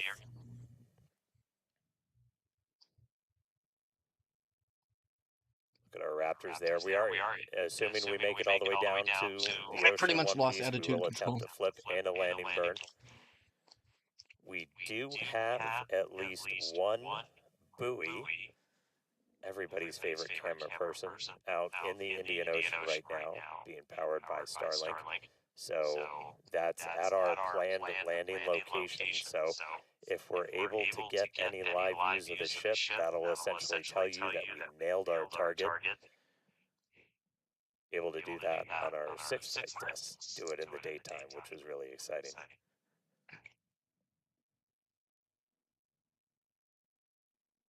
Oh my. Plasma is hitting the Raptors. Alright, so we're about 10 minutes until we're probably going to start hearing some of the other big milestones coming up. Yep, in about 10 minutes, like Dan said, I can't believe Starship the will be COPV transonic. exploded. This is going to be the period of flight where Oh, the we're at velocities 67. of airflow We're at surrounding 6-7, and guys. flowing past the vehicle are concurrently below, at, and above the speed of 6-7. sound, so somewhere in the range of Mach 0.8 to 1.2. For reference, commercial jets have a range of cruising speeds, but most of them fly at speeds between Mach 0.74 and Mach 0.85, so that's 480 to 575 miles per hour or 770 to 930 kilometers per hour. Yeah, and after transonic comes subsonic. That just means you're slower than the speed of sound. We're still well in excess of that right now. But by the time we hit subsonic, we're essentially belly flopping down. There we go. There's that sunlight. So we're seeing the Earth now come back into view. One of the other things we're doing during this, and you're going to see Starship kind of pitch in some pretty I think we might do this. ways, I think we might but get a little through, extreme, but as we're trying to really I don't stress think there's going to be a structure relight.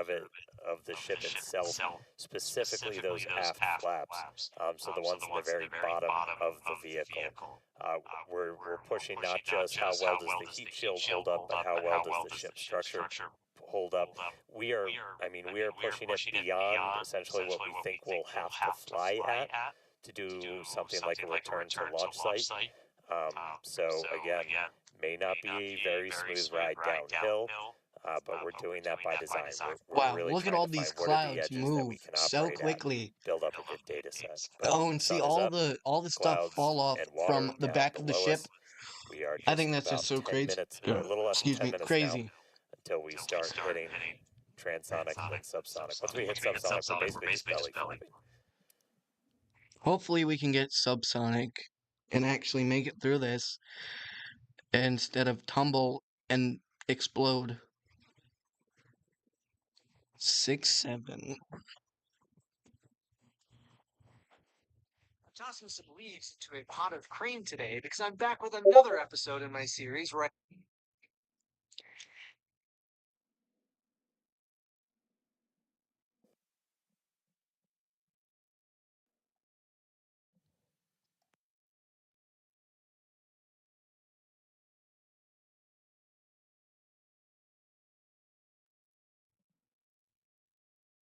All right, so about 55 and a half minutes in, you can see the sun I is think up. there Again, could we be a intentionally relight, because, designed I these mean, flights Ship to 29 lift off lost an in the entire evening here flap so we and get still these daylight splashed views so down. we can get as good a video as possible on the ship, assuming we make it all the way down. We've got at least one buoy powered by Starlink that's out there in the landing zone in the Indian Ocean, hopefully giving us a view again. If you see any live views, not from the ship itself, that means Ship we is nailed back our on landing target.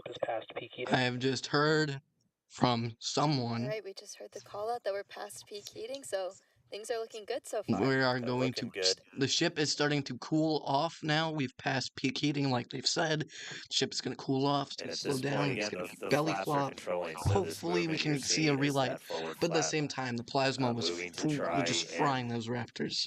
just So I don't know. maintain control, maintain attitude of the vehicle as we're coming down.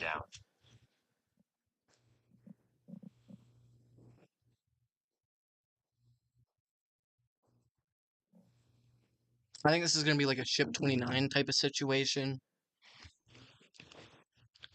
Where it just kind of barely survives. Hopefully. I mean, you know.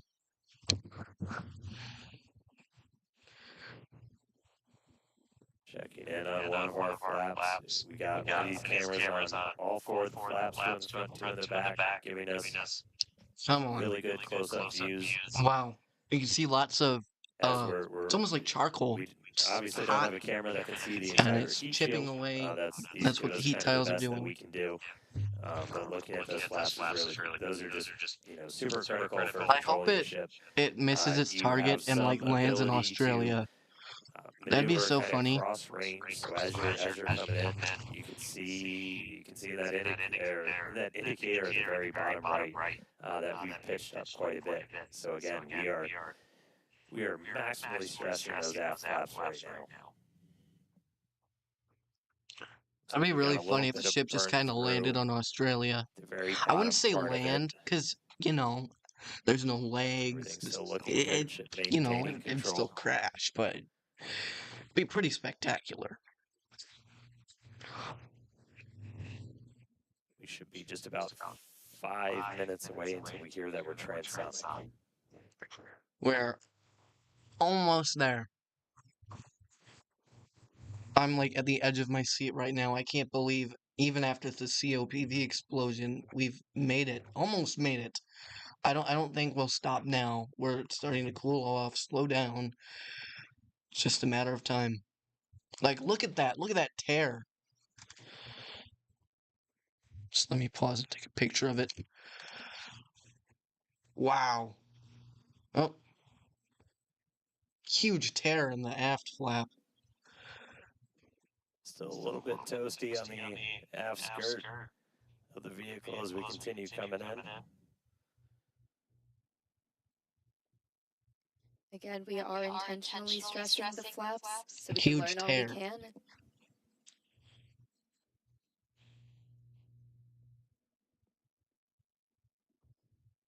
All right, so now we're already well past peak heating. We're gonna make it. We're gonna make it. The ship is going to survive re-entry. The 2.2 Gs, which is kind of crazy. Down to 48 kilometers in altitude. Expecting 47? that transonic to come, so transitioning We're rapidly between slowing down. the speed of sound Like and hundreds of subsonic kilometers an lowering the hour. speed of sound in Like, just that's so a little fast. under 4 minutes from now. And right now we've got kind of a lot of forward momentum, a lot of forward velocity. And then eventually by the time we hit subsonic. All right, here we go. So this is what We're we're approaching talking max about, Q. where we are going to essentially try to fully deploy those aft flaps and really Once we stress see them those out. G-forces going down, we this know is meant we've... to test the Actually, extremes no, for the vehicle. I'm wrong about that. Why is the ship leaning forward? Why is the ship moving like that? The ship shouldn't be moving like that. All right. The ship shouldn't be moving like that. See those flaps swinging out? Again, we're putting ship through the ringer on this flight end.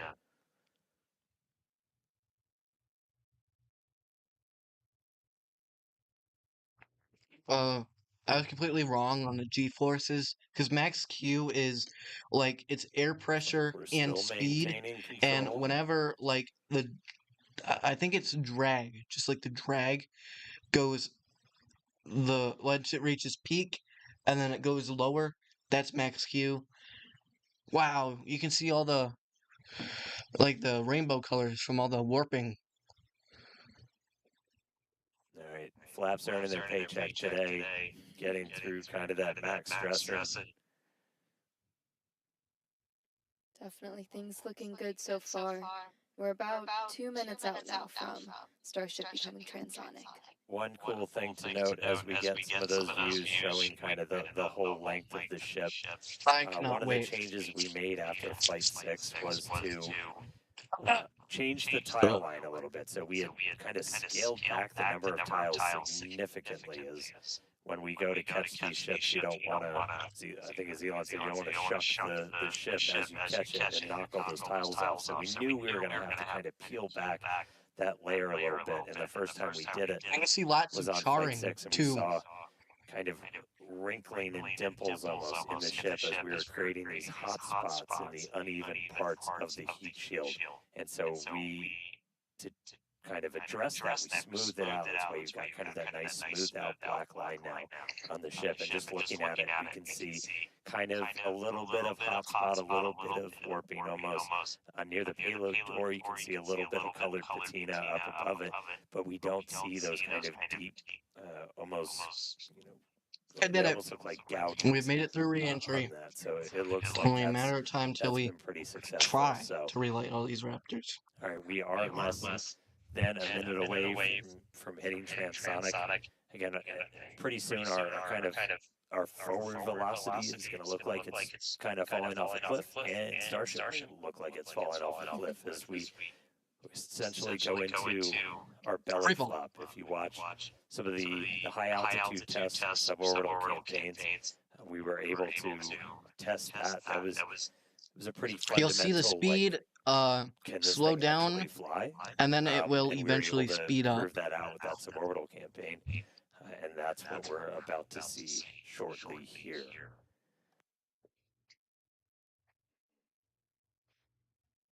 This has been the best flight so far, no doubt. I mean, besides the booster splashdown, but that's like normal. I think we should have done a catch, but they don't plan on reusing any more of these boosters until we have the next line, which starts at, I think, 18 or 19. I cannot remember. See, the speed so that at it this is point, slowing down we is drop starting to below the slow, speed of sound, and then so it will start accelerating again. Starship itself is subsonic. Shaky. We are starting to chill the engines for a landing burn attempt. I think it's just gonna explode on ignition. Landing That's flip's just supposed me. to start in a little I think over 2 minutes. I think that's either clouds. I think that's clouds, Subsonic not the Indian Ocean, Australian we're on our coast. way. Starship is subsonic. Oh yeah, you can see the Australian coast in the There you background. go. Or those clouds, I'm too special to know. Farewell Yep, space. and we are in free fall. We are in free fall.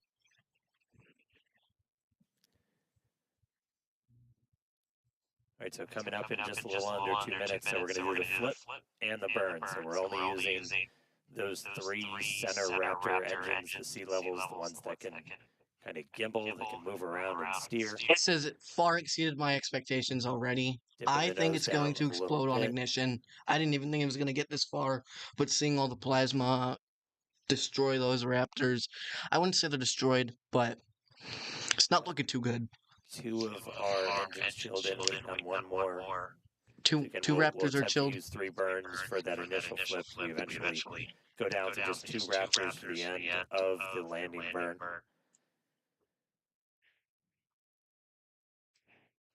I cannot believe the amount of Just about 1 charring and minute all now the from that landing stuff flip just and landing burn start. flailing around on the flaps. You can see it just kind of hanging in there. Oop, we're falling in through the clouds.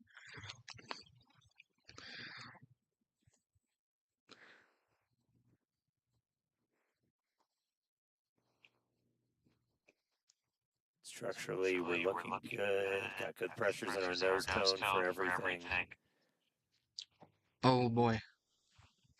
About 30 seconds. Almost there. 30. He said 30 Yeah, seconds. we're We're look falling for through the flip. clouds. So Starship's doing its belly flop right now. And we're gonna do the flip. bam! Swing out. Right punch through some that clouds water first. layer. I heard that really hurts skydivers, especially when they're going 300 kilometers an hour. You can see the sea, see the ocean. There we go. Starship landing burn startup. Landing burn. See No way. 3 engines. It lit. There's our flip. No. No way. Did you see that? Look at. Yo. Splashdown. You can see how the tiles are orange. Boom.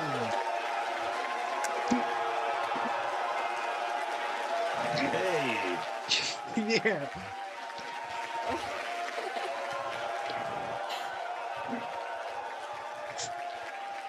Oh man, yeah. Farewell, Ship 37. Thank you, buoy cam.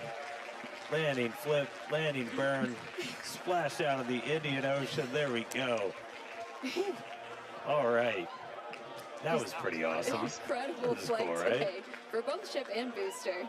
Yeah, really incredible. So obviously we're excited here. It looks like everybody's excited over there. Tyler, how's it going over in Hawthorne? We are super excited here in Hawthorne. It was another exciting Starship flight test in the books, and we hope you enjoyed those Starlink views.